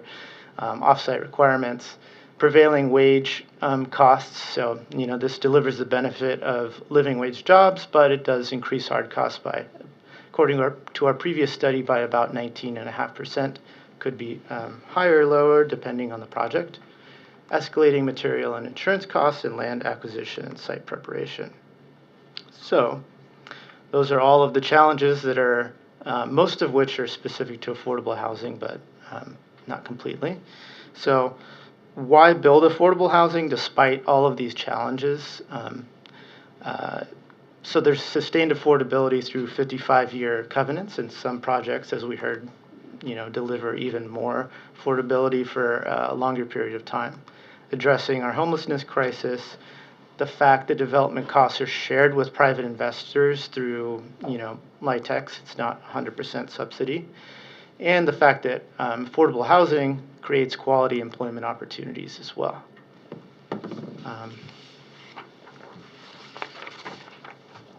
Sorry, I'm trying to get through the whole thing without blowing your timeline here. And so looking at affordable housing budgets, so one question that might be asked is not only how high cost is a project, but do costs tend to increase as time goes on? So we took a look at the application budgets and the place and service budgets, and in San Diego at least, from those two periods, development costs rise by just about 3.3%. So actually, on the whole, it tends to stay at about what's budgeted in the LIHTC application workbook. So there may be other budgets that you see before or in between, but we're just talking about the application period and the placed in service period. So if a project does go over, say, 5, 6, 7, 8%, reasons that projects have previously provided would be pandemic related labor and materials, material delays and inflation, so increasing holding costs, design adjustments, rising insurance costs, property taxes in compliance with code requirements. To kind of contextualize a little bit, so it's not all general and you can see what an actual project has provided for reasons for high cost. So here we're looking at Skyline, or what was formerly known as the Rancho Bernardo Transit Village. 99 affordable units, 4% LIHTC project. I'm sure you're all familiar with the project, but the reasons provided for this project include building parking for MTS transit riders, accomplishing some of those social goals that market rate housing wouldn't have to do. Complex construction, podium. The project has a PLA that increases hard costs while providing jobs, and the construction market. So they also reference rising costs of materials and insurance. Another project that we took a look at was Quattro at City Heights. So this was a scatter sites project, and that presents its own challenges. So there are efficiencies in having one building in terms of sharing corridors, parking, heating, etc. When you're on a scattered sites project, you don't necessarily get those efficiencies. In addition, there could be multiple LIHTC applications per site, and there are fixed soft costs that would be multiplied with each application or each stage. And this site also had, in particular, environmental remediation and soil contamination to contend with. So our study includes many recommendations and potential steps forward, but we just wanted to focus on 3 today. So something that we heard over and over again from the affordable development community was the fact that they're very happy with the city in terms of streamlining permitting.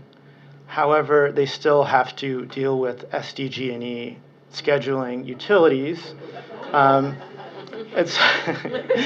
And so a project could just I might know somebody.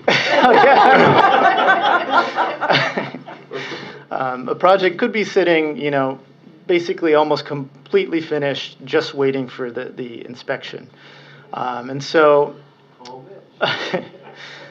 getting some coalition building and political strategy in place to either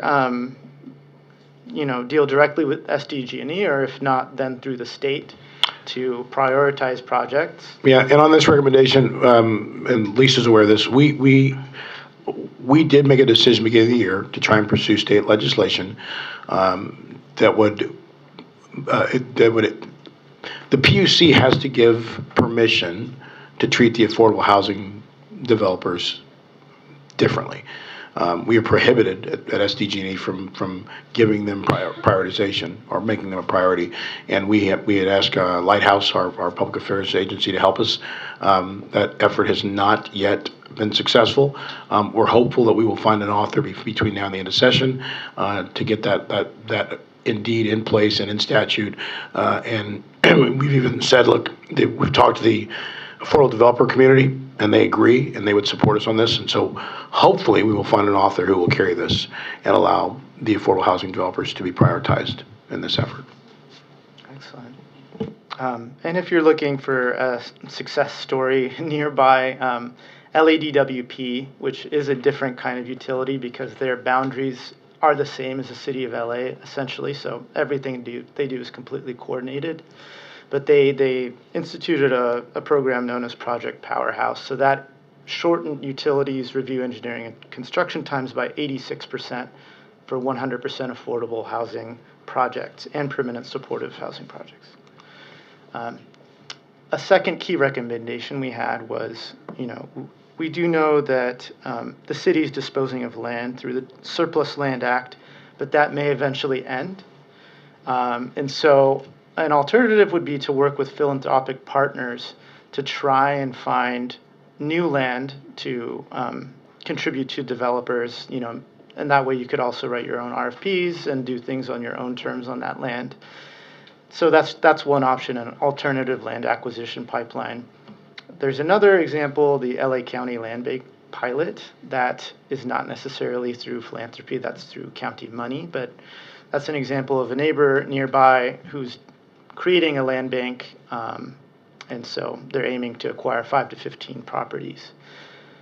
And of course, the much sought after permanent and consistent source of financing for housing. So to pursue an affordable housing bond voter measure, which was attempted recently through Measure A, that didn't reach the supermajority, and California Prop 5 failed to pass as well. But that's always an option to consider in the future if you think voter sentiment might change. If not, there are also alternatives in terms of, for example, the San Francisco Housing Accelerator Fund to create pre-development opportunities, again with philanthropic partners, to kind of stack the financing towards the beginning of the project timeline so you can start projects before completely securing LIHTC funds and bonds. And so there are also other alternatives out there to consider. And that brings us to the end of our presentation. Hopefully that was fast enough. So do we want to take questions now, or do we want to have Colin come up and cover his piece and then? Let's have Colin come up, because I think there is going to be follow-up on this, as I mentioned before. I appreciated the information in the report. It is eye-opening.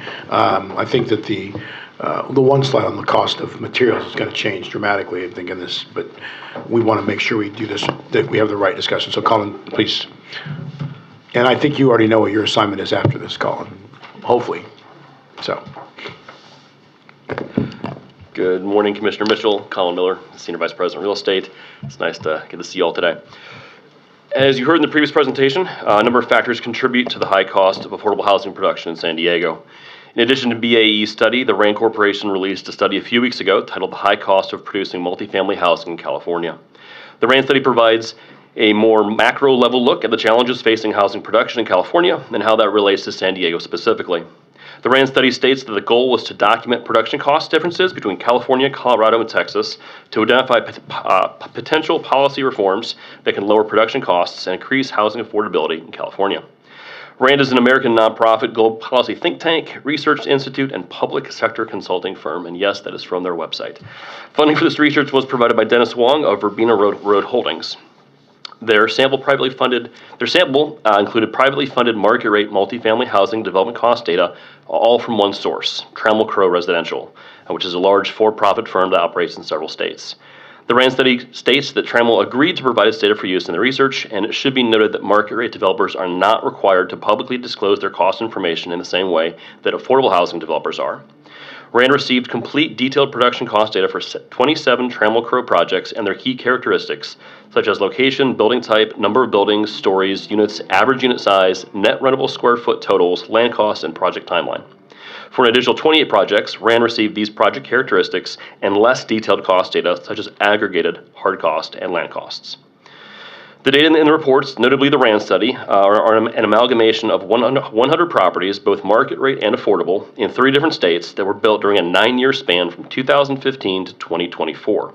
They were before, during, and after the pandemic and involved different unit mixes and building styles, high-rise, mid-rise, and walk-up, and had varying levels of cost detail. RAND made numerous adjustments to the data to account for these differences and ultimately chose to adjust all their data to 2019 dollars because this was the most common year of construction in their data set, meaning that the number of projects possible would need no adjustment, and because it was the last year prior to the COVID-19 pandemic, which triggered a complex pattern of cost increases over subsequent years. The RAND report goes into great detail explaining the additional adjustments made to the data, which I recommend the board and others to read, but I will not go into any further details in the interest of time. The first analysis from the RAND study, shown on this slide, highlights the difference between the total development cost per unit in California, Colorado, and Texas in 2019 dollars for both market rate and affordable housing units. As shown in the chart, California has the most expensive units to produce, regardless of whether they are affordable or market rate units, with affordable costing on average of $401,000 per unit and market rate slightly less at $343 per unit, all in terms of 2019 dollars. I'll discuss some of the reasons for the increased cost to produce later in the presentation. This graph from the RAND study compares the three main cost categories in housing production: hard costs, soft costs, and land costs. As with the previous chart, these numbers are in 2019 dollars. California leads the three states surveyed in all cost categories. It's worth noting that market rate developers in California have a higher percentage of land costs compared to their affordable housing counterparts. This may be due in part to affordable housing developments having their land donated by state and local governments. I also want to point out that an additional reason for cost in California, as we all were here 2 weeks ago, we have earthquakes, and there are seismic requirements that do not exist in Colorado or Texas that help drive these costs. While none of the data in the prior slides may have been surprising, when the three largest metropolitan areas in California are compared, and the RAND study identified San Diego has the lowest total development cost per unit. So kudos to us. With tax credit developments slightly less than market rate developments. The RAND study states that the average difference between market rate and low-income housing tax credit cost, that difference disappears in San Diego and San Francisco. That slide shares the same thing. I'll discuss some of the reasons for San Diego's cost advantages later in the presentation. While the RAND study pointed out numerous areas in which California was more expensive than Colorado or Texas, it also highlighted several areas in which San Diego was outperforming the Los Angeles and San Francisco metro areas. This slide shows several examples from the RAND study that speak to San Diego's costs being lower than the other California metro areas. For example, the study states that closer to home, policymakers should learn from San Diego, which has the lowest average production costs of major California regions in our study. And no, I will not read all of those, Chair Mitchell. The RAND study's key findings are listed on the next two slides. I'd like to call the board's attention to the second bullet point, that longer production times are strongly associated with higher costs. Another study recently completed by UC Berkeley's Turner Center for Housing Innovation noted that affordable housing developments are often required to layer multiple funding sources from state and local government agencies, which the board has seen in the two projects brought forward this morning. That only serves to increase the complexity and time needed to build affordable housing, and that increases in time, which results in increased costs. The Turner Center noted that between 2020 and 2023, 92% of new construction affordable housing projects relied on at least one public funding source, in addition to state-awarded low-income housing tax credits, and 76% include two or more different public funding sources. Approximately a third of projects included at least two funding sources in addition to tax credits. Across comparable projects, the inclusion of one additional public funding source adds an average of 4 months to the pre-development timeline and is associated with an increase of $20,460 per unit in total development costs. Compiling additional public funding can add months or years to the development timeline. Projects with 3 to 5 additional public funding sources take nearly 2 years on average between the first funding application and their award of low-income housing tax credits. This time to assemble the capital stack results in longer production timelines and higher costs. Additionally, as this board has discussed in previous meetings, the impact of development fees charged to affordable housing developments in San Diego is more than $30,000 per unit on average, which exceeds the California average. The RAND study identified the following key findings. One to note is that California pays above market wages for labor, unlike Colorado and Texas. While San Diego has the lowest average cost for privately financed apartments, it is still approximately twice what the Texas average is.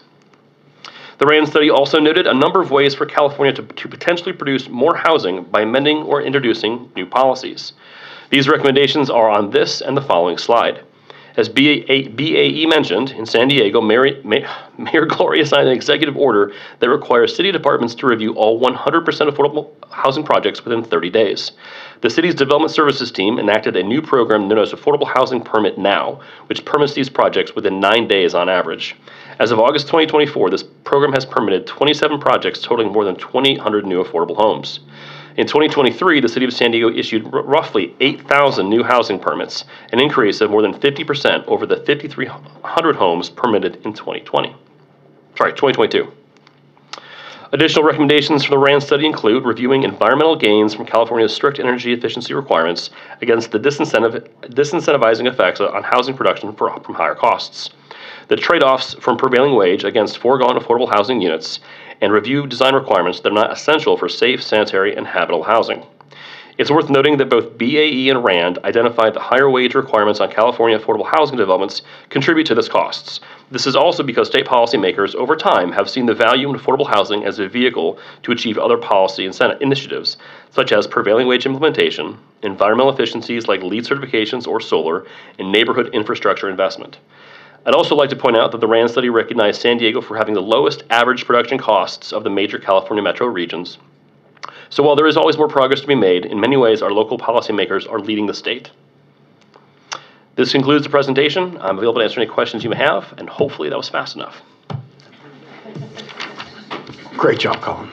Okay, so as I said early on, there's a lot of work that we still have to do on this. I think it's important that we make recommendations both to the city and to the state about how we address some of the matters that are identified.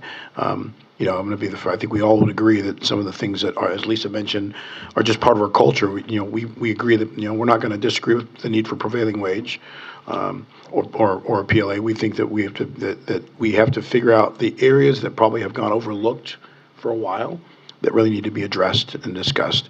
And I'm confident that we will, on the utility piece, we'll find an author to carry something for us.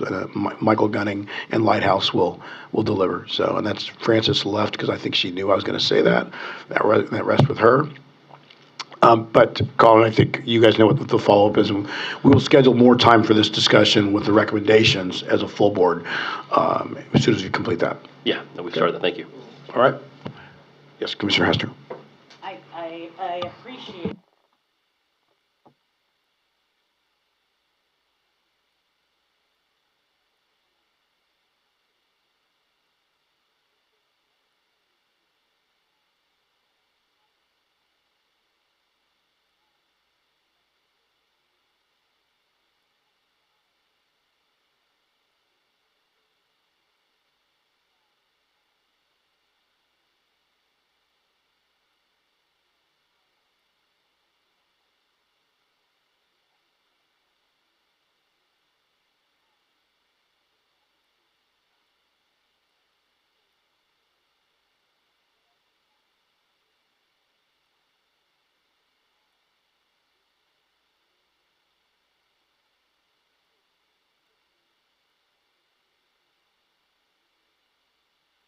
and dealing with housing because it's all of our problem. So it was pretty prevalent that prevailing wage is the highest number, but I think it lacks context, right? And still we're producing the smallest amount statewide for the building. So yeah, Commissioner Hester, I think that's why you see me saying we're going to come back because right. I think it's an unfair narrative that labor is the problem. Yeah.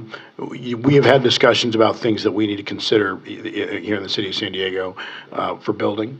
And there are ample opportunities that we've never looked at in the past that we need to look at now that balance this out. So, okay. Well, and if I just can say, Commissioner Hester, I want to acknowledge that in looking at the studies independently, we saw the same concern that it could, without context, be interpreted that was a problem as opposed to just a reality of a contributing factor, because there's lots of contributing factors. So I just also want to call out and acknowledge Colin trying to put in context at the end of the presentation that we understand that we use affordable housing to drive our values, right? And that our policymakers in our state use that as an opportunity to drive values and address other concerns. And wage is one of those.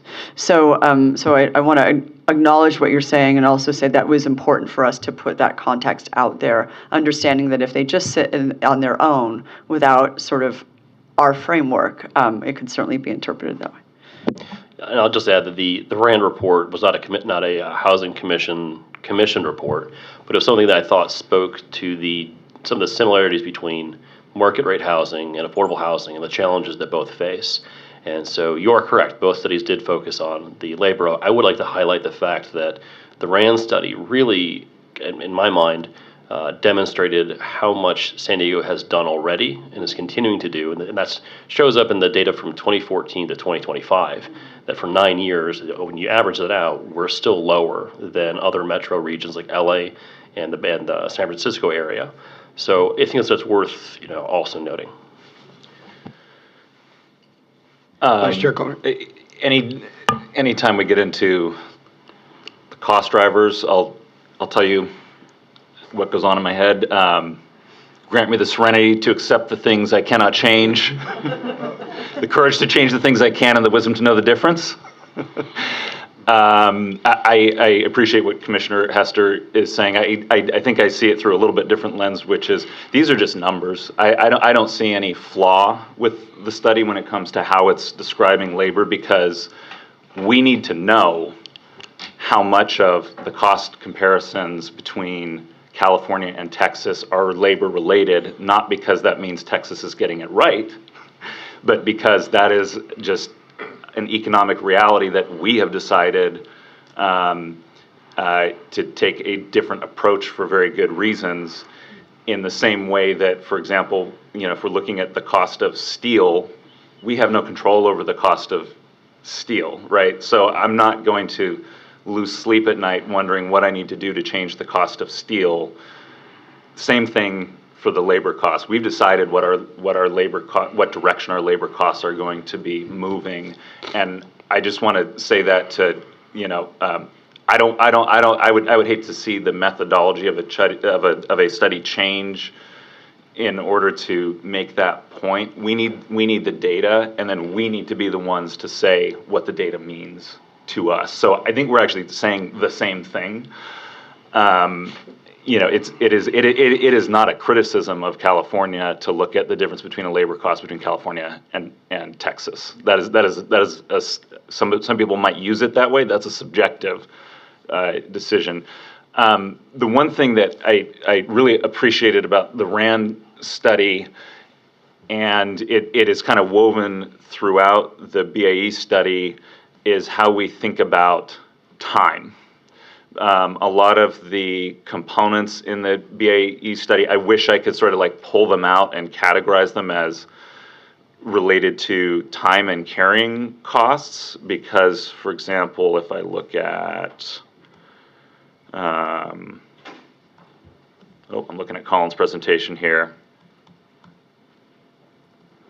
I mean, if we're looking at, the land acquisition, construction interest, developer costs, et cetera, there's a time component kind of baked into a lot of these categories, and I think that the RAND study started to do a good job of analyzing how much of that, because that is the amount of time it takes is one of the things that is very much within not necessarily the Housing Commission's purview, although it is, and I appreciate anybody who has absorbed delays as we work through some of these issues. But collectively between the city, the Housing Commission, and the state, we have a lot of control over how fast projects move. And as much as we've done, and as much as the RAND study points out what a positive impact that has had, I think that there is, because the permitting timeline is just one piece of the timeline. And there is a long timeline prior to that. The other thing that I think is worth taking a look at that has been mentioned is the fee component. And again, the San Diego region's been making progress on, the state of California's been making progress on that. But one of the case study projects here, I'm going to ballpark the numbers, I may be getting it wrong because it's been some months since I looked at it, but one of the case study projects in these studies, I believe, paid roughly $4 million in fees to the city of San Diego, then spent roughly 2 years in an application process to be awarded a $4 million grant by the city of San Diego. So those are the things where I think looking at in isolation the fee and then looking at in isolation the revenue source is missing the point, because there's no reason to have this revolving door where a developer is having to come up with money from other sources to hand over and then sit with those carrying costs in order to receive some sort of comparable amount of money back. If we as public agencies are issuing subsidies and at the same time we are collecting fees, we need to look at some way to collapse those things down to save a significant amount of time and efficiency in this process. It just makes no sense to me. And I understand why each piece in isolation. We need to be deriving revenue from projects. There's impacts that have to be accounted for. I totally understand that. It just doesn't make sense when, in the one hand, we're collecting the money, and then the other hand, we're giving it out, when those could be a unified process. So those are my main point. The last thing I want to say is it is very helpful, I think, for the public discussion around affordable housing to have these comparisons to market rate and the increases in construction costs, because what ends up happening in the public dialogue, unfortunately, is that affordable housing projects become the outlier projects become the subject of scrutiny. And as we talked about on the last item, we're happy to talk about the benefits that we're getting from those outlier projects, but it's also very important for us to look at it as a whole category, because outlier high-cost market rate projects do not get that same attention, and we need to be thinking about the housing the housing market systemically, not just focusing on one project at a time. Commissioner Hester. Thank you.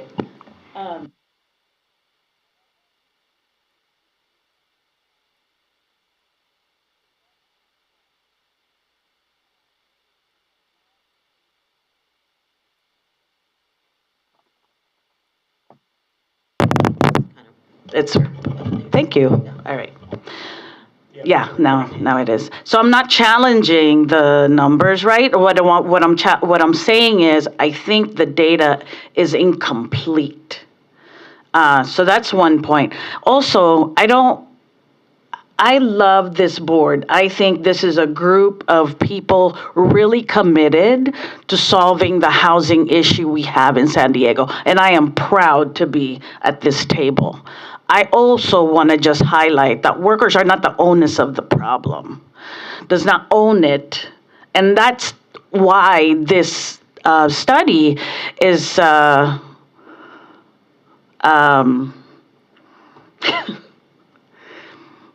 bothersome, is incomplete. So, but I hear Lisa, and I believe Mitch, and I appreciate what you're saying, that to change the things that we cannot, to know the difference between the things that we cannot change. But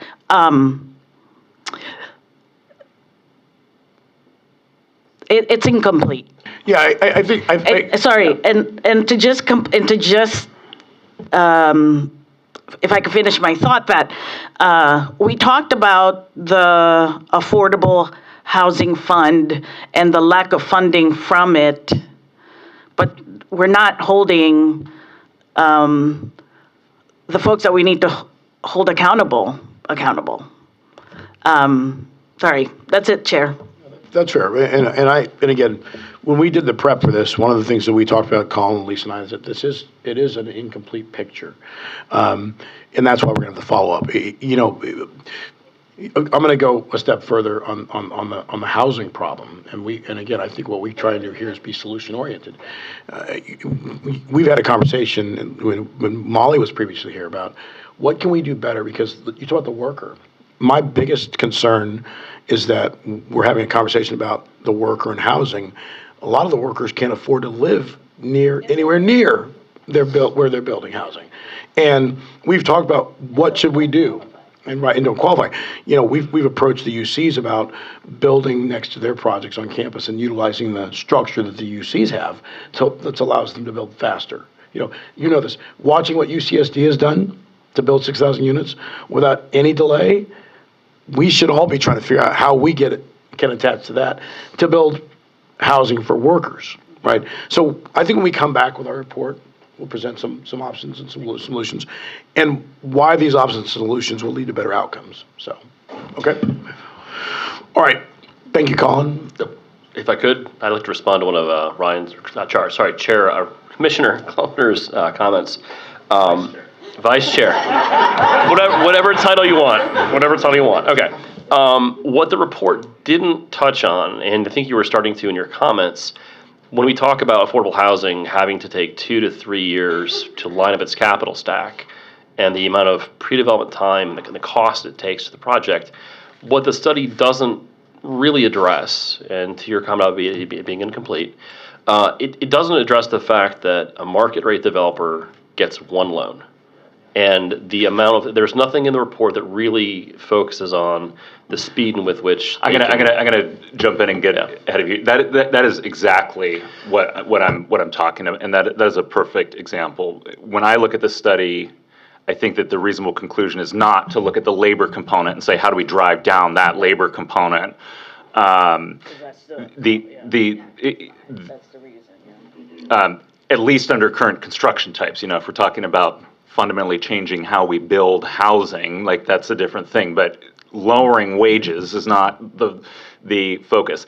The comparison to market rate that I think is the most valuable is on the financing and how long that takes, and I think that gets left out. And that is the thing where I think we do, the affordable housing community as a whole does need to own that as a cost driver, because we don't have to forever live with the financing system that we've had for 30 or 40 years. Like, that is a changeable thing. And if there's a lesson to be learned from the market rate and some of the efficiencies they capture and convert into profits there, on the public side, it would be, can we find a more streamlined way to do this, because the amount of time and the number of layers is a huge cost driver, and that is something that we can, not this board alone, but that is a fixable problem. So I'm sorry to cut you off, but I'm very glad that you pointed that out, and I would say too that there's an increasing amount of grant funding out there for research into these subjects, and I'm really happy that we're getting into this. And as has been mentioned, it's very hard to have a complete picture in any one or two studies, and so I hope that we'll continue to kind of utilize the huge amount of data that we have access to keep looking at policy solutions. Thank you. Okay, the marching orders. It's interesting when you talk about access to capital. Just ask a small business, right? It's so much harder for access to capital. It's a universally known topic, but we saw a project here with Casa Familiar. I'm sure you guys don't have one loan. Right? You didn't just go in and go, hey, we need X amount, right? So there's a lot that goes into the discussion. So Colin, you have the instructions, and we look forward to the report back. All right. We have one last item I asked the commissioners to bear. We knew we had a long agenda. It was all penciled out. But, okay, so next up we have, this last item was an informational. This next item is an informational, but it is important that we give you some insight and some clarity into what's going to happen. And this next is the San Diego Housing Commission proposed fiscal year 2026 budget. We will take public comment after the presentation. No speaker slips have been submitted. Lisa will introduce this, and then I think Suket will take over. Yeah. So normally in April, we bring our budget workshop to the board. We will be coming back in May for the recommended proposed budget for you to approve and approve, review, make comments on, and then it would go to our city council. So we'll talk about that timeline a little later. Before I start, I'd like to take a moment actually and speak directly to our staff, both those that are here in person today and those watching online or who may view the video later. And I apologize, normally when I'm talking to staff from this space, I just speak off the cuff, but frankly, the conversations we're having today are just too important, so I will be occasionally looking at my notes. We're going to be reviewing some challenging realities as we work through the budget presentation this morning, and there are some tough decisions in our future. Please know As we go into these discussions, we do not take these conversations lightly. We know you look to us to provide assurances and answers, but we have not faced challenges like this before. The reality is this conversation may raise more questions than answers for you, and it may cause some unease and concern for staff. Please know that I, our board, our city council members who I briefed this week are keenly aware of that. We value you, the incredible work you do, and the families we all serve. And as you'll see in the presentation, there is still a lot of unknowns we are trying to navigate, particularly at the federal funding level. This morning is the first of a few presentations we will be making to our board and the City Council over the next couple of months about our proposed budget for fiscal year 26, which starts July 1st. As I said, the challenges we're navigating through this budget season are significant. The reality is that in addition to the upcoming fiscal year, we need our budgets to be forward-thinking and to reflect a plan for a future that ensures our long-term stability and viability to continue to support our community in the years ahead. It is important to keep in mind that our budget is a planning document, and throughout the year, we will typically make adjustments based on changes in circumstances. We can expect to need to make changes this year as well. Our goals are to ensure our voucher programs, affordable housing units, and our homelessness programs remain available for the individuals and families who need them. We are also focused on supporting our frontline staff who deliver these essential services. At the same time, we face significant uncertainty about our federal funding, which historically makes up the largest percentage of our funding sources.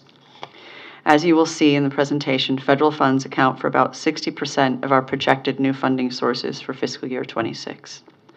However, the U.S. Department of Housing and Urban Development has not yet sent us a letter to inform us of our anticipated funding amount for this calendar year starting retroactive to January 1st. So our proposed budget reflects our best estimate based on current HUD communications, our communication with national affordable housing organizations, DC representatives, and our experience administering these programs. When federal funding levels are known, we may need to propose adjustments to the budget based on those dollar amounts and how they would affect our programs and services. We are also mindful of the projected budget deficits at all levels of government this year. This includes the City of San Diego and the state. There is quite a bit of uncertainty still about our budget, but what we are sure of is that we have an outstanding team and thousands of San Diegans struggling financially in our city turn to us for assistance. That will continue to be our focus as we move forward. Achieving a balanced budget in fiscal year 2026 requires significant drawdown of SDHC's diminishing reserves held by HUD. As we have shared with you in previous presentations, we do not receive sufficient annual funding from HUD to support our rental assistance obligations for the approximately 17,000 families we currently have on our programs. As we rely and use these funds, the remaining fund balance will continue to decrease. We do not expect that these fund balances will replenish. As less is available in our fund balances, SDHC will need to identify additional reductions in expenses. We anticipate that our voucher reserves will be depleted in less than 2 years based on current information. We are also continuing to draw on local reserves to meet our property maintenance needs in our aging real estate portfolio. These local reserves are not enough to meet all the capital needs of our affordable housing properties. And now Suket will present the details of our proposed fiscal year 2026 budget. Thanks, Lisa. Let's begin by discussing our federal rental assistance, which is SDHC's largest program. As Lisa mentioned, we have not received our funding notification from HUD for calendar year 2025.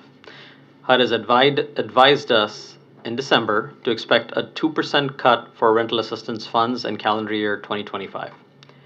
This cut is in addition to the shortfall of HUD funding we already received compared to our rising rental assistance expenses before this year.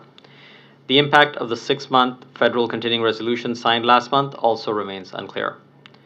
This adds to the uncertainty, and we likely will not receive our final funding award notice from HUD until May or June, which is 5 months into the year.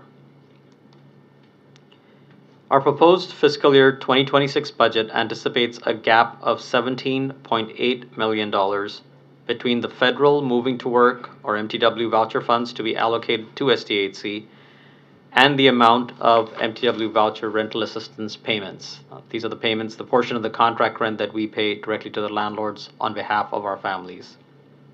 That equates to about 1,000 families we will need to support by using our reserves. We are able to do this in fiscal year 2026, but our diminishing reserves cannot support this as an ongoing expense.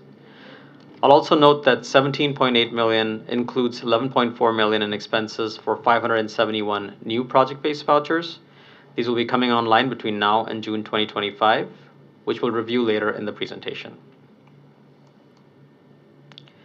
Additionally, HUD abruptly notified us last month that funding for the Emergency Housing Voucher Program, or EHV, is expected to end. This notice was about 5 years earlier than anticipated, based on a separate HUD notice about the program in 2021. At this time, there is no alternative funding source available to replace the HUD funds for this program. HUD told us we would receive a letter in mid-April informing us of the dollar amount for the final amount of funding for the EHV program. We did receive fiscal communication on EHV program from HUD on Wednesday, but it was very unclear and did not look like a funding commitment, so much as the detail of the anticipated expenses. Quite frankly, it raised more questions than it answered, and we are trying to get better information on its implication from our HUD field office.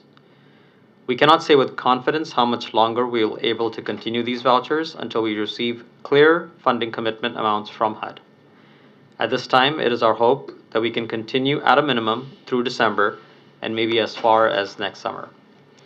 We currently have 460 households receiving assistance from the EHV program.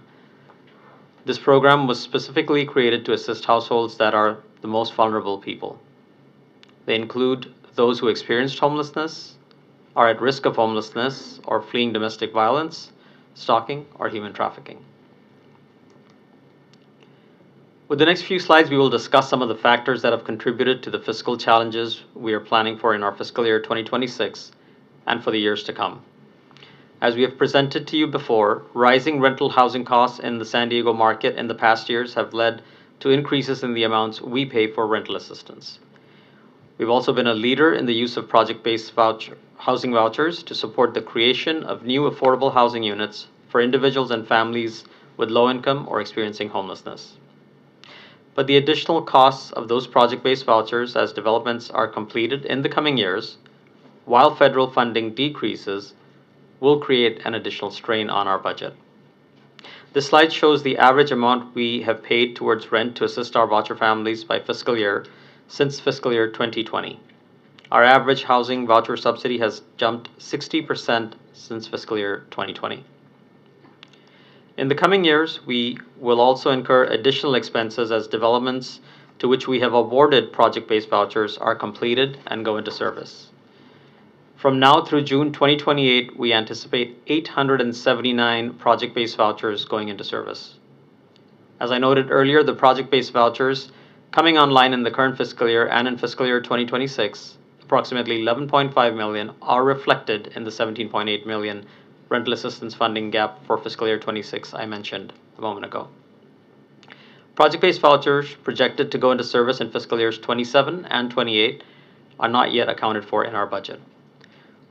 While developments with project-based vouchers do increase the supply of affordable housing in our city, the costs do become part of our annual expense going forward. When all of them are online by June 2028, that'll equal to $17.7 million in rental assistance for the moving to work and the Veterans Affairs Supportive Housing, or VASH, voucher expenses based on current estimated voucher values. We would expect those voucher values to continue to go up in the next few years, which would create a larger financial obligation in the coming years. As our MTW tenant-based voucher commitments naturally shrink through attrition and we continue to not pull from the wait list, some of those new MTW PBV costs will be offset by decreasing tenant-based costs, but it's not a one-to-one ratio. The average cost of our project-based voucher program is higher than our average tenant-based voucher costs. Though we've talked a lot about the significant liability of our project-based voucher pipeline of future commitments, The positive is it also means we have great quality new housing that's coming online, which of course is part of our core mission. In the next few slides, we will see great new resources that will be available over the next 3 years. We will also see the gradual decline in the project-based voucher pipeline each year over the next few years.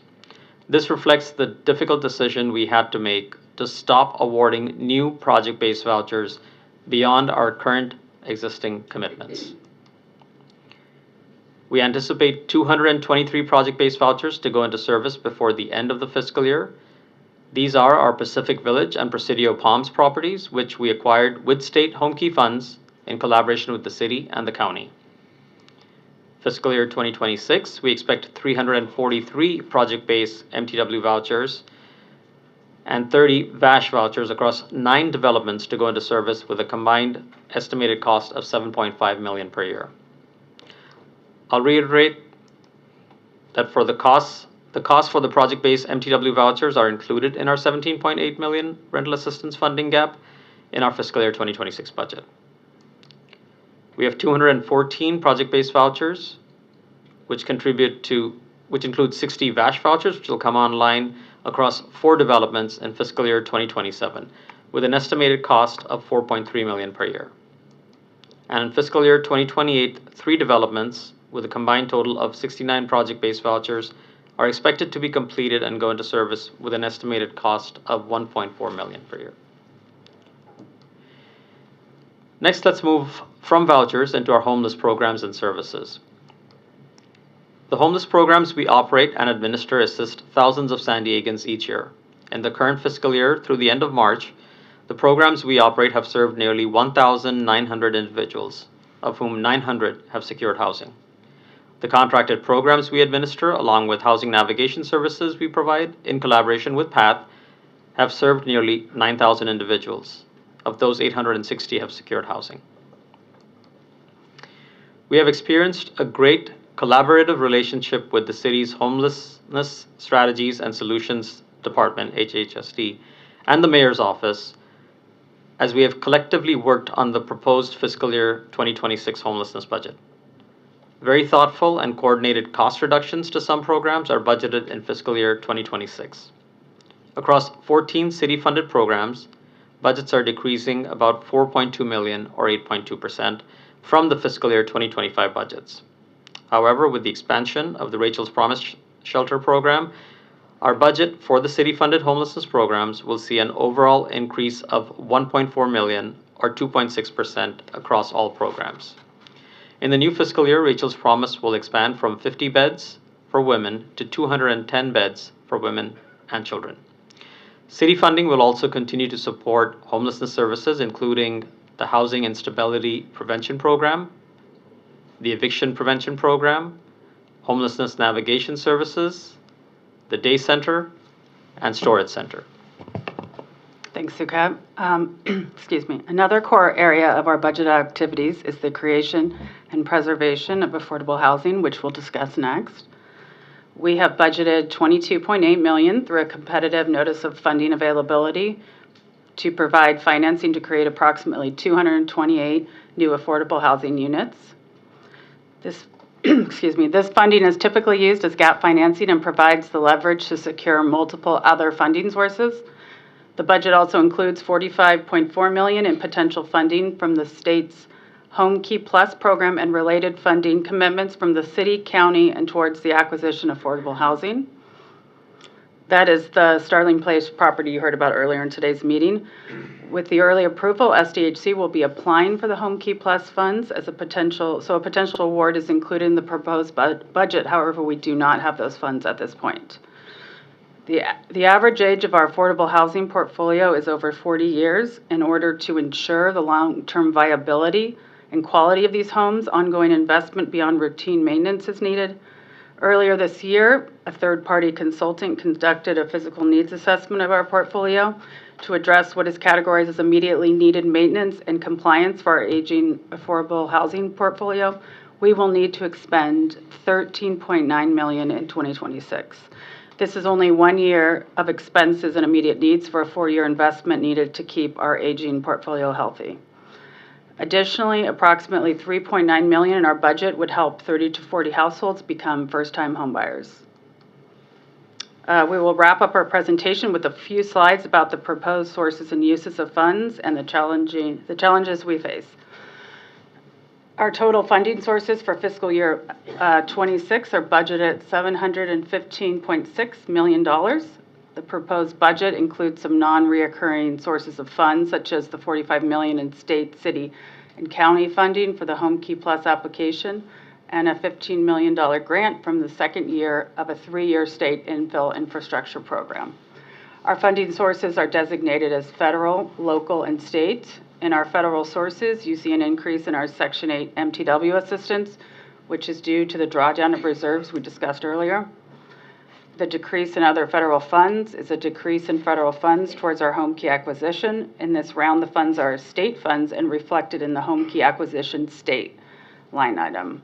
In local funds, there is a slight increase in SDHC real estate, which is due to a rent increase and an addition of close to a full year's revenue from last year's home key acquisitions. As discussed earlier, the funding for homelessness programs from the city stays at essentially level funding. The state funding includes funds allocated for the proposed home key acquisition, homelessness funding, and the infill infrastructure grant funding mentioned earlier. Again, total sources for FY26 are $715.6 million. For uses, we will start with personnel costs. The FY26 budget reflects no change in the number of staff positions. The increase in the line item includes cost of living adjustments and increases in health insurance benefits that were negotiated in SDHC's Memorandum of Understanding with Service Employees International Union Local 221. The increase in housing program expense reflects the increase in our housing voucher cost.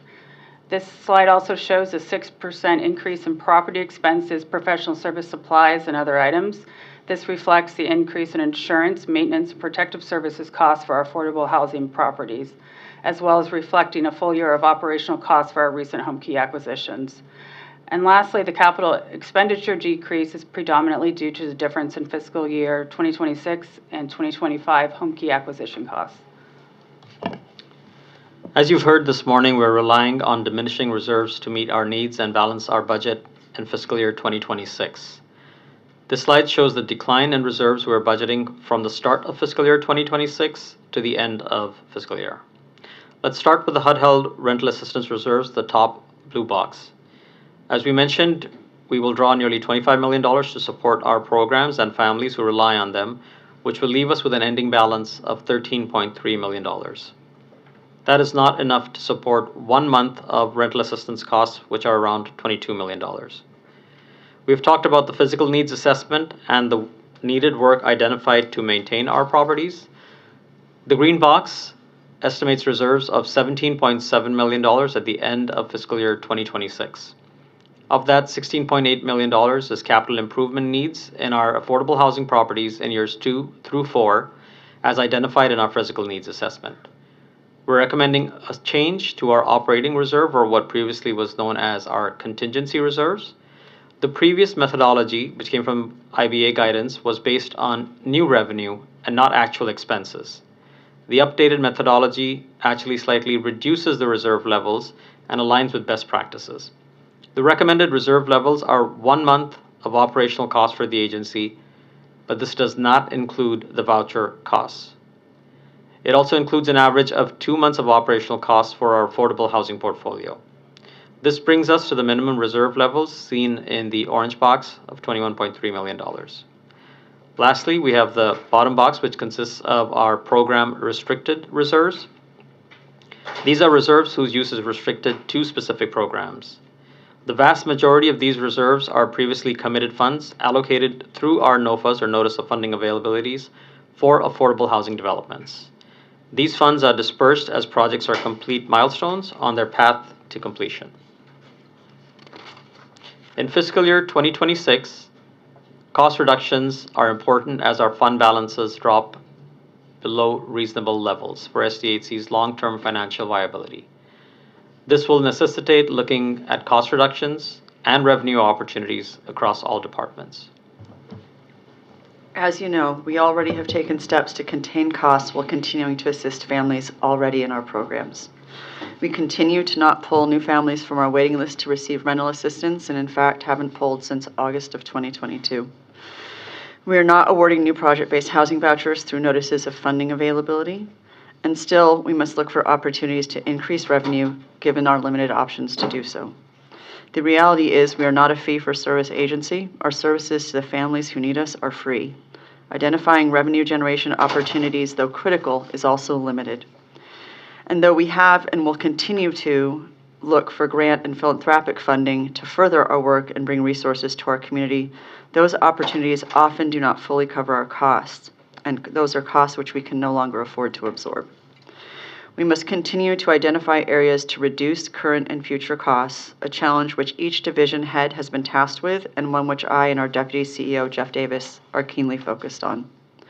This process will include exploring whether to continue programs and services that are not required core programs or fully grant funded. While we focus on ensuring we have the frontline staff to both effectively and responsibly operate our mission-critical programs, attrition through staff vacancies and consideration of other cost reductions, such as furloughs and some layoffs, are also options we may have to consider. Our goal is to have as little impact as possible on frontline staff, so at this time we do not anticipate furloughs or layoffs impacting frontline represented positions. However, we are in unprecedented times, and the reality is we have tough decisions ahead in order to solve for funding sources that are anticipated to continue at lower levels. And there will be actions we must explore and thoughtfully implement in order to ensure the stability and viability of SDHC, both now and over the coming years. Our executive team, the board, and the Housing Authority face difficult decisions about our budget for fiscal year 26 and the years to come. Additional challenges may come as we learn our anticipated federal funding levels in the coming weeks or months. We have taken steps to limit and reduce expenses, and we will continue to do so. We also remain focused on continuing to provide crucial housing assistance for families struggling financially in our community. Before we finish, another quick word to our valued staff. For those who are not able to view this presentation today, I will also be following up with an email to all staff. I know that what is discussed at the board meeting often gets discussed between you as you try to gain more understanding and also may get discussed at home with your families. And I know that it is difficult to operate in the unknown and with the uncertainty we are facing. Frankly, it really kept me up last night too. We will do everything we can to keep you updated as we learn more and to be upfront with you even when there are tough conversations and decisions to be had, which there inevitably will be. But through all of this, we will continue to do all we can to show you how much we value you, the life-changing work you do, and the families and communities we serve. We are committed to ensuring that we can continue to do good work and support our community and each other to the best of our ability under these challenging times. And that concludes the presentation. Lisa, thank you for your words there at the end. And I know, we've had a number of conversations, and as I said earlier, the uncertainty that lies ahead of us is troubling. And there will be there are going to be a lot of tough decisions and tough moments, but we will get through this together. And as you mentioned to the team, I know that it's sometimes hard to think about where we headed, and we aren't certain what's going to happen in the final decisions in Washington D.C. We anticipate that by the end of May we'll have a lot more clarity, and then we will roll up our sleeves and get together. Get to work together, and that is the commitment. I want to remind everybody that Commissioner Hester said this earlier. We're proud as a board to be a team, and this is going to be a tough stretch for the team. But again, we're in this with you and the rest of the staff, and in the end, our mission is to protect people, is to help people, and. This is when creativity and collaboration will really matter. So we have work to do, but we will get through this. So, any additional comments, questions? All right. This item is informational, and we no No motion or action is required. And with that being said, this meeting will officially adjourn at 11:35 a.m. Thank you.